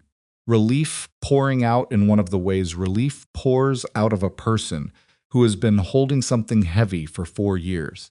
She had seen that before in her father's business. The moments when a crisis resolved and people discovered what they'd actually been feeling underneath the management of it. What Caleb did was much simpler. He reached over and put his hand over hers, where it rested on the leather case, and he left it there for a moment. And he said, quietly, "Thank you." She looked at his hand on hers. She thought about the smokehouse and the salt deliveries, and the information she had fed Aldous, and the Billings meeting, and Raines walking through that door, and the grain shed burning, and the flu issue, and the all-night drive, and $32 remaining. "You're welcome," she said. She meant it, the way plain things are meant, without decoration, without performance. Just the clean truth of it, offered directly to the person it belonged to. Outside the bank, the Billings streets were busy with ordinary activity. People going about ordinary business, the world moving at its usual pace, entirely indifferent to what had just happened inside that brick building. The horses were at the post, tired and waiting. The wagon was still carrying the empty box from the Coulter delivery, which Eliza intended to bring back for the next shipment. Already planning the next shipment, she noticed it about herself and almost laughed, which would have surprised Caleb, who had not heard her laugh yet. She didn't laugh, but the almost of it felt like something. Raines was going to find out about the payment through Dodd. probably before the end of the day. She thought about what his face would look like when that happened, and then she stopped thinking about it, because his face was not her concern, and never had been. What happened to Rains from here was a consequence, not a goal. She had not set out to defeat him. She had set out to save a ranch, and that was what she had done. The difference mattered to her. She wasn't entirely sure she could explain why, but it did. Climbed up onto the wagon seat. Caleb released the horses from the post and climbed up beside her. And for a moment, they both sat there in the cold Billings morning, with the document in his coat pocket and $32 left in the world between them. "We need to get back," she said. "We do," he said. "The 5th batch is due to come off the racks in 4 days." He looked at her. Something moved in his expression that was complicated and tired and real. "Course it is." He picked up the reins, and they headed home. The ride back from Billings took the full day, and neither of them talked much, which had become its own kind of language between them. The silence that wasn't absence but presence. Two people who had stopped needing to fill space to prove they were comfortable in it. The horses were tired and moved at an honest pace, and the road home was the same road they had driven out on 3 days ago under entirely different circumstances. And Eliza noticed the way familiar ground looked different, depending on what you were carrying when you crossed it. Going out, she had been carrying the weight of what might not work. Coming back, she was carrying $32 and a satisfaction of note document and something she didn't have a clean name for, yet not triumph, because triumph implied she'd been fighting, and she had never thought of it as a fight. She had thought of it as a problem. Problems had solutions if you were willing to look at them honestly and work the variables without flinching, and that was what she had done. And now the problem was solved, and what she felt was something quieter and more durable than triumph. Felt, she thought, was like what her father used to call settling the moment when a thing stops moving and finds its level. She was still tired. She was going to be tired for several more days, probably. But the tired felt different now. It felt like the tired that comes after work is finished, rather than that comes from not knowing if the work is going to be enough. They reached the ranch just before dark. Wade was at the gate when they came through, which told her something. Wade was not a man who waited at gates for people. He was a man who waited by the barn, or inside the house, or at whatever task he had assigned himself for the hour, and standing at the gate meant he had been watching for them.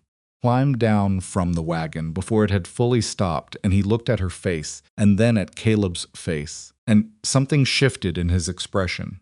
"Done," Caleb said. Wade looked at the document Caleb held out to him. He read it through once, and Eliza watched his face do something complicated, not a performance. But the real thing, the involuntary response of a man who had been holding a fear for a long time, and suddenly had it lifted. His jaw moved once. He looked away toward the mountains. "Full balance," she said. "Paid this morning." He nodded, kept looking at the mountains. "I'll tell the men." "Give us 10 minutes first," Caleb said. "I want to tell them myself." The bunkhouse at supper that night was not what Eliza would have called a celebration, because celebration implied excess, and these were men who had been living close to the bone for months and didn't trust abundance, didn't quite believe it was real, and not something that would be taken back. But the quality of the silence changed. The way men held their cups changed.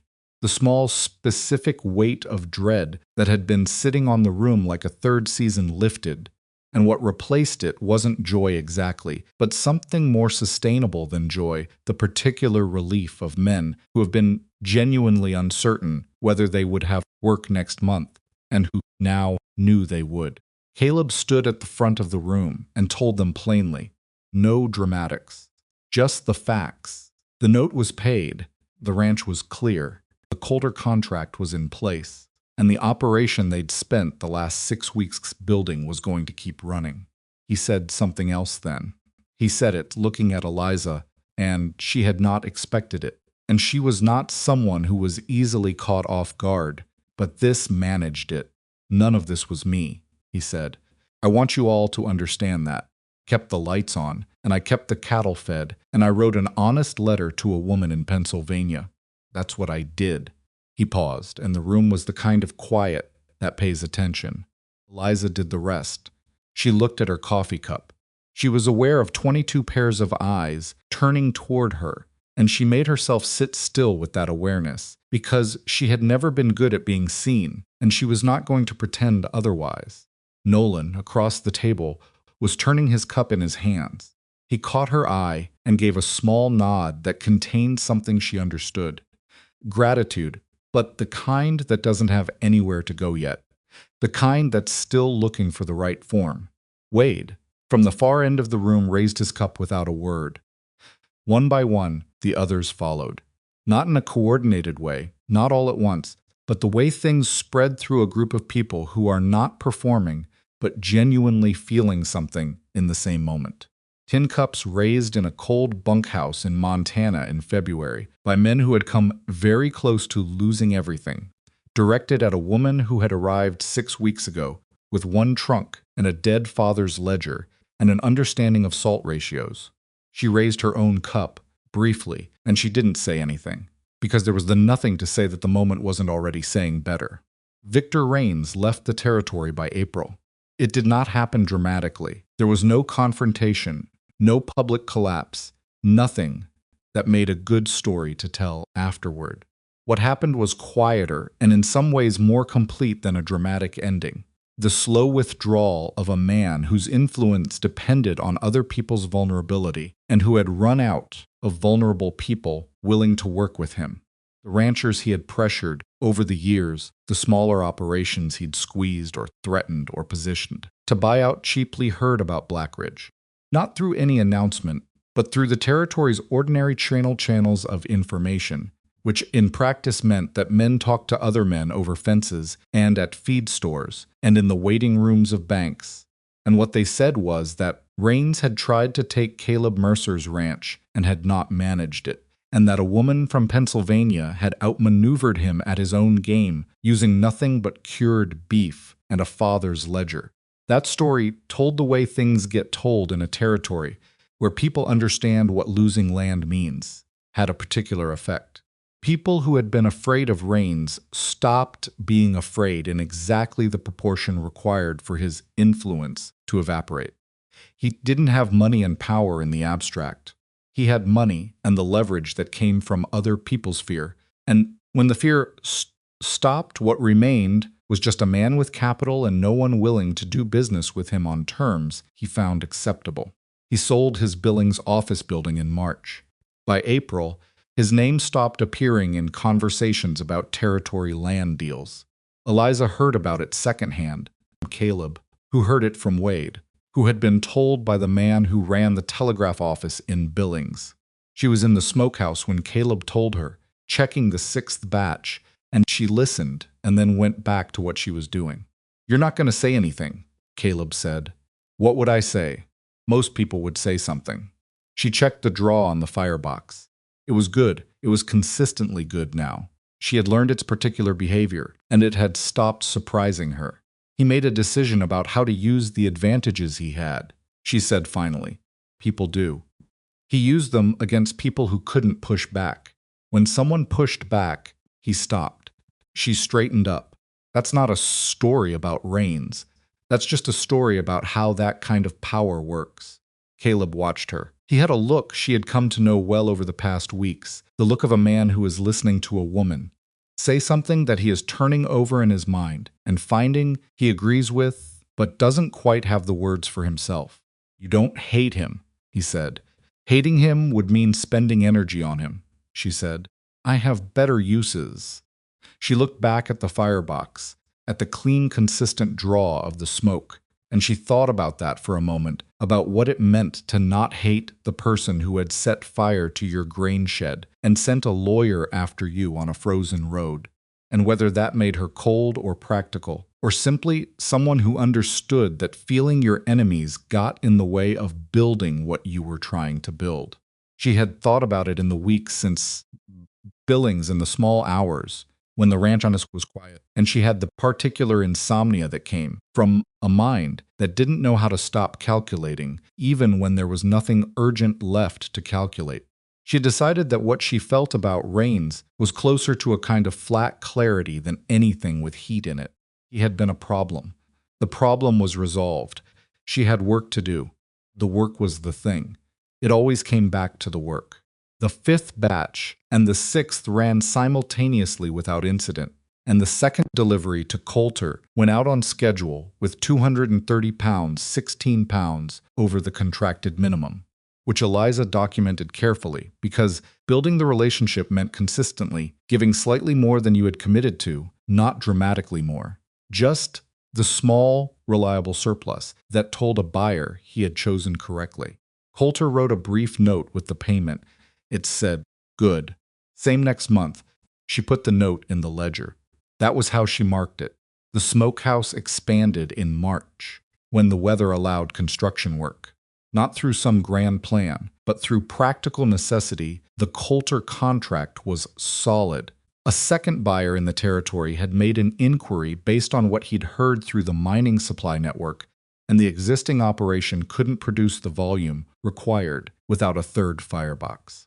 Caleb hired 2 men from outside the regular crew to do the masonry work, and Nolan designed the new rack configuration himself, working from the principles Eliza had taught him, but solving the specific engineering problems of the expanded space on his own.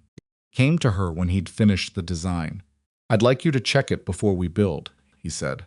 She looked at his drawings. They were careful and detailed, with all the measurements marked, and the airflow logic clearly annotated. He had drawn the smoke pathways with small arrows, the way she had first sketched things out for him, back in January, and the design was not just correct, but genuinely good, better than what she would have drawn for the same space. "I wouldn't change anything," she said. He looked at the drawings and then at her. "Sure. The center firebox placement is smarter than what I would have done. You get better heat distribution." She handed the drawings back. "Build it." He built it. It took 10 days and came out exactly as designed. Thought, watching the first test fire in the new third firebox, about what it meant that a 19-year-old who had been mending harnesses in a barn 6 weeks ago could now design a curing system better than the one she had trained under in Pennsylvania. She thought about what it meant for people to have the room to find out what they were capable of, and about how rarely that room got offered, and about how much got wasted when it didn't. That thought stayed with her. Clara Price arrived on a Thursday in late March, on the Stud City. She was 12 years old and small for it, with her brother's careful eyes and ink on the cuff of her left sleeve that she'd clearly tried to wipe off and hadn't quite managed. She stepped down from the stage with a battered bag that was lighter than it should have been and looked at Nolan for a long moment before she walked toward him, not running the way a younger child would, but not slow either. And when they met, she pressed her face briefly against his shoulder, and he put one arm around her and said something quiet that Eliza couldn't hear. Eliza was standing 10 feet away, watching, and she thought, this is also what the Smokehouse built. Not the firebox or the racks or the 230 pounds of cured beef or the Coulter contract or the satisfaction of note document framed now on the wall of the main house office. This, a 12-year-old girl with ink on her cuff being brought home to somewhere that was actually home by a brother who had earned it, in a place that had room for her because enough other things had gone right. Clara slept in the small room off the bunkhouse kitchen that Wade had quietly fixed up over the previous 2 weeks, new boards on the floor, a window that opened and closed properly, a peg for hanging things. Wade had told no one he was doing it. Eliza had noticed and said nothing. Some kindnesses were better received when they weren't narrated.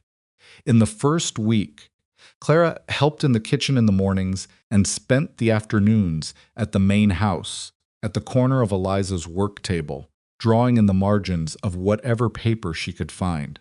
She drew horses and dogs, and once a very detailed rendering of the smokehouse from outside, which she left on the table when she was done. A gift offered without comment in the way children offer things when they don't know if the offering is welcome. Eliza pinned it to the wall above the desk. Clara saw it the next morning and looked at it for a long time without saying anything. Then she went to find more paper. The inquiry from the second buyer materialized into a meeting in April and then into a smaller contract than the Coulter arrangement, but still meaningful, consistent volume. Reliable payment terms. A relationship that began formally and would take time to build into something with more depth. Eliza, the negotiation herself. This time without the urgency that had characterized the Coulter meeting, and the different pace of it was instructive. She found she was better at it without the pressure cleaner, more precise, less reliant on the careful preparation that had been necessary in billings when every contingency had to be anticipated in advance. She was still meticulous. She would always be meticulous. But there was a difference between meticulous from fear and meticulous from thoroughness. She was learning, slowly, what the second one felt like. Caleb came with her to that meeting. He took a more active role this time, and she let him, because she understood that the balance between them needed to shift in proportion to his confidence, not in proportion to her competence. She was the one who knew the production numbers. He was the one who knew the land and the cattle and the history of the operation. Buyer needed both, and a partnership that worked properly deployed both, without either person having to diminish themselves to make room. It worked. The contract was signed. On the drive back, Caleb said, "You could have handled that yourself." "I know," she said, "but you didn't know." She looked at the road. "Because you're good at it, and because having you across the table from a buyer tells him something about the operation that I can't tell him from my side alone." She paused. "He's not buying cured beef. He's buying reliability. Reliability looks like two people who know what the other one does and trust it." Caleb was quiet for a moment. "You've been thinking about this." "I think about everything." "I know." He looked at the road too, the same road going different directions, the way it always was between them. Eliza. Something in the way he said her name made her pay attention in a different way. "I want to make it official," he said. "The ranch. Equal ownership. Your name on the deed beside mine." She looked at him. "I've been thinking about how to say it for 3 weeks," he said. "I don't have a better way than that." She thought about all the ways she could respond to this, the practical ones, the careful ones, the ones that would protect her from the particular risk of believing in something that then didn't hold. She had more practice with the careful responses than with the other kind. She had been careful for a long time. "Why?" she said. "Because it's right." He said it the way he said most things, without decoration, without building a case. Just the plain statement of a thing he believed. "You built this. Not alone, none of us did it alone. But the idea came from you and the method came from you, and when Rains tried to take it apart, you held it together." He looked at her. "Putting your name on paper doesn't give you anything you haven't already earned. It just makes it visible." She sat with that for a moment.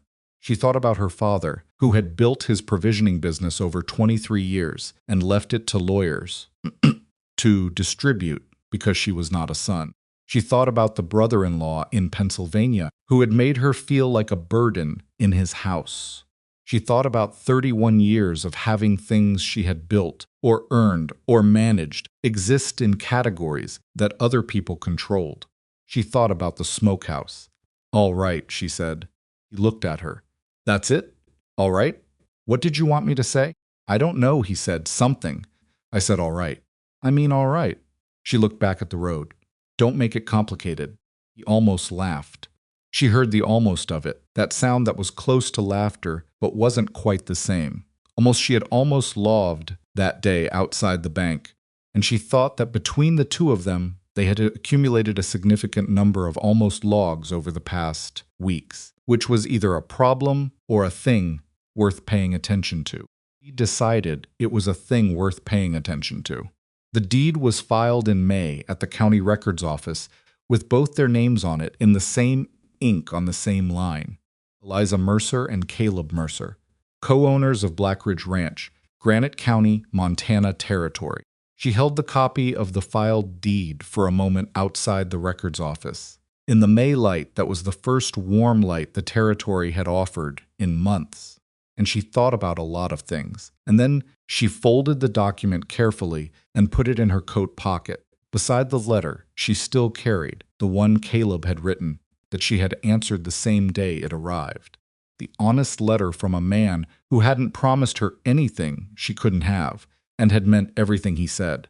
They walked back to the wagon, and the town moved around them with its ordinary business, and she thought, not for the first time, but more clearly than before, about the nature of value, about what it meant to look at something that everyone else had written off and see what it actually was, about the difference between something ruined and something neglected, and how much of what people abandoned was. Abandoned not because it was truly gone, but because seeing past the damage required a kind of attention that was hard to sustain when you were afraid. She had been afraid too. She did not pretend otherwise to herself. She had been afraid every day from the moment she stepped off that train in the Billings depot and saw a man holding a piece of paper with her name on it in block letters. Afraid every morning she woke up in Montana and calculated the distances between where they were and where they needed to be. Fear was not the absence of being afraid. Fear was being afraid and not letting that be the end of the sentence. She had learned that from her father, who was a better teacher than businessman, and whose greatest lesson was the one he never said out loud, that you came to work anyway. On the days when nothing felt possible and the numbers were wrong, and the smell of the smokehouse was in your clothes, and your eyes ached from the cold, because the work was the answer to the fear, and there was no other answer that held up over time. The other ranchers started coming in the summer.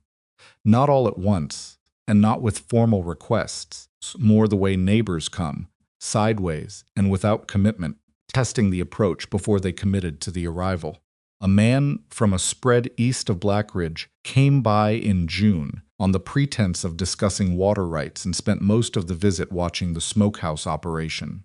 A woman who ran a small livestock operation north of Miles City wrote Eliza a letter asking about the salt ratios for beef curing, which was a very specific question that told Eliza the woman had already thought carefully about whether curing made sense for her operation. Eliza answered the letter in full. She gave the ratios, the timing, the firebox construction details, the common failure points she had encountered, and how to correct them. She gave it all, without holding anything back, because withholding useful knowledge from people who needed it had always seemed to her like a particular kind of meanness that dressed itself up as strategy. Caleb noticed. "You're giving them everything," he said. "Yes. They could set up operations that compete with ours." Could. She looked at him. They're also half a territory away, and if they cure well, the market for quality product expands. A larger market is better for us than a protected corner of a small one. She paused. My father understood that. It took him a while, but he understood it. Caleb considered this.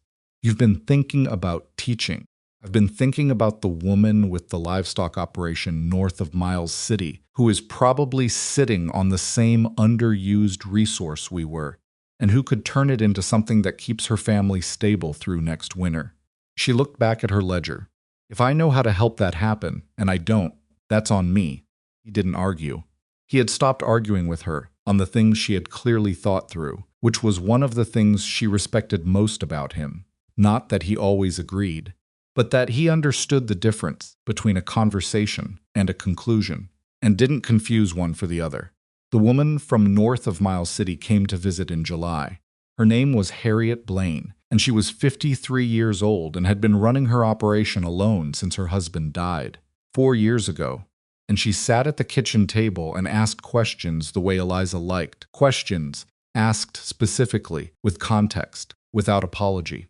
They talked for 3 hours, and Eliza walked her through the smokehouse and showed her the records and the batch logs and explained the flu issue and what she had done to correct it. Harriet Blaine looked at the flu documentation the way Coulter had looked at it. You wrote about the problems, she said. Always, Eliza said. Problems are where the learning is. Harriet looked at her across the house, with the smell of hardwood smoke and curing beef around them both. How did you know it was worth fixing? The smokehouse. When you first saw it. Eliza thought about that first walk around. The February cold, the warped door, and the boards, and the collapsed rack, and the solid iron hardware in the ceiling that everyone had missed because they'd stopped looking past the damage. I didn't know, she said. I saw that it wasn't ruined. That's different from knowing it was worth it. She paused. You have to be willing to look at what's actually there, not what it looks like from outside. She considered for a moment, and you have to be willing to do the work, even when you're not certain of the outcome. Because certainty isn't usually available at the beginning of anything. Harriet nodded slowly. It was the nod of a woman who was not being told something new, but was hearing it confirmed by someone who had tested it and found it held up. I've got a smokehouse, Harriet said. Been sitting empty for 3 years. I know, Eliza said. Harriet looked at her. How do you know? Because you wrote me a letter asking about salt ratios, she said. People who are just curious ask general questions. People who are planning something specific ask specific ones. Harriet almost smiled. Almost. When could you come look at it? August, Eliza said. After the 7th batch is out. The 7th batch came out on a Wednesday, and it was the best one yet, not dramatically. Not in any way that would have been visible to someone without the trained eye, but in the particular consistent depth of color and the surface quality and the way the smoke had moved through the expanded 3-firebox system that Nolan had designed, that told someone who had been watching every batch since January that the operation had finished becoming what it was always trying to become. She noted it in the ledger with a small mark, the same mark her father had always made. That evening, Caleb found her sitting on the bench outside the main house, where she sometimes sat in the evenings, in the last of the light before it went, with the ledger closed on her lap and the Montana sky doing what it did in summer, taking longer to go dark than you expected, holding the light past the point where you thought it would be gone. He sat beside her, not close enough to require acknowledgement, just present, which was the way he had learned to be beside her, and which she appreciated more than she had ever said. What are you thinking about? He said. She looked at the sky. My father.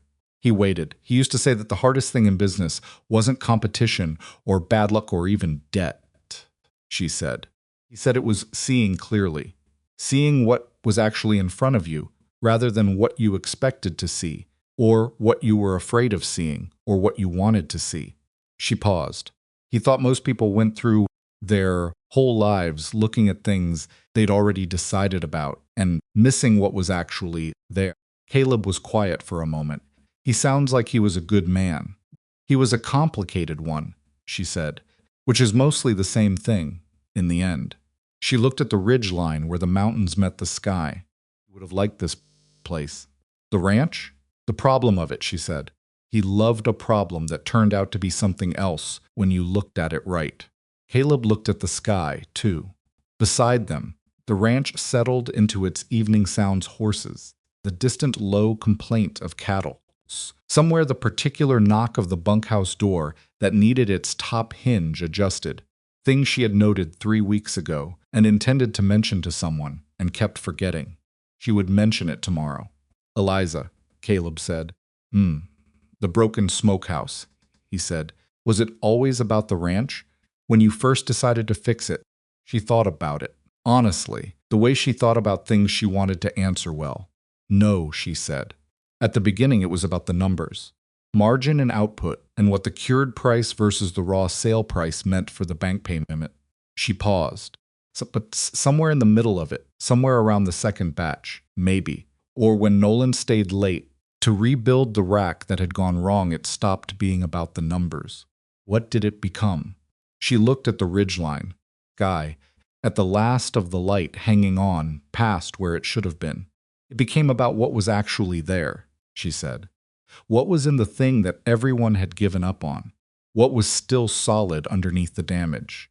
She thought about Nolan and his careful hands, about Wade and his reluctant almost smile, about 22 men who had been ready to give up and hadn't, about Clara, drawing animals in the margins of every piece of paper she could find, about Harriet Blaine and an empty smokehouse north of Miles City that had been sitting 3 years, waiting for someone to look at it right.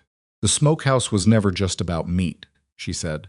I think I knew that by the time the first batch came out. I just didn't have the words for it yet. Caleb said nothing. He had a particular quality of silence that she had identified early and still valued, a silence that was not absence of thought, but presence of it, a man processing rather than waiting for his turn. What do you have the words for now? He said finally. She looked at him. He was watching the mountains, the same direction she'd been looking, and his face in the last of the light was the face she had been watching for 6 months. Face she knew better now than she had expected to know anything about him when she stepped off that train in the Billings depot in January. Seeing clearly, she said, "What's actually there? What's worth rebuilding?" She looked back at the sky, and what happens when you're not afraid to look? The light held a little longer. Then it went. The way things go when they're ready, and the stars came out over Montana with the indifferent lavishness that had surprised her every clear night since she arrived, more of them than she had known existed. More than the Pennsylvania sky had ever suggested. The whole enormous, unpromised dark, full of more light than you could take in at once. She sat in it. She let it be large. Beside her, Caleb sat in it too, and the ranch settled around them both. And somewhere in the bunkhouse, a man was laughing at something, a real laugh, the unmanaged kind that comes out of people who have stopped bracing for the next thing, and the sound of it carried across the yard and over the bench where they were sitting and up into the Montana night, and Eliza Mercer, co-owner of Black Ridge Ranch, nay Whitmore of Pennsylvania, let herself hear it as exactly what it was. Evidence that what had been broken could be made into something that held, that what looked like ruin, examined honestly, and worked with patience and without illusion, could become a foundation, that the woman who saw what everyone else had stopped seeing had been right not because she was exceptional, but because she had been willing to look. The smokehouse behind the barn ran its 8th batch the following morning, steady and clean, the draw perfect. The smoke moving the way. Smoke moves when everything has found its proper place.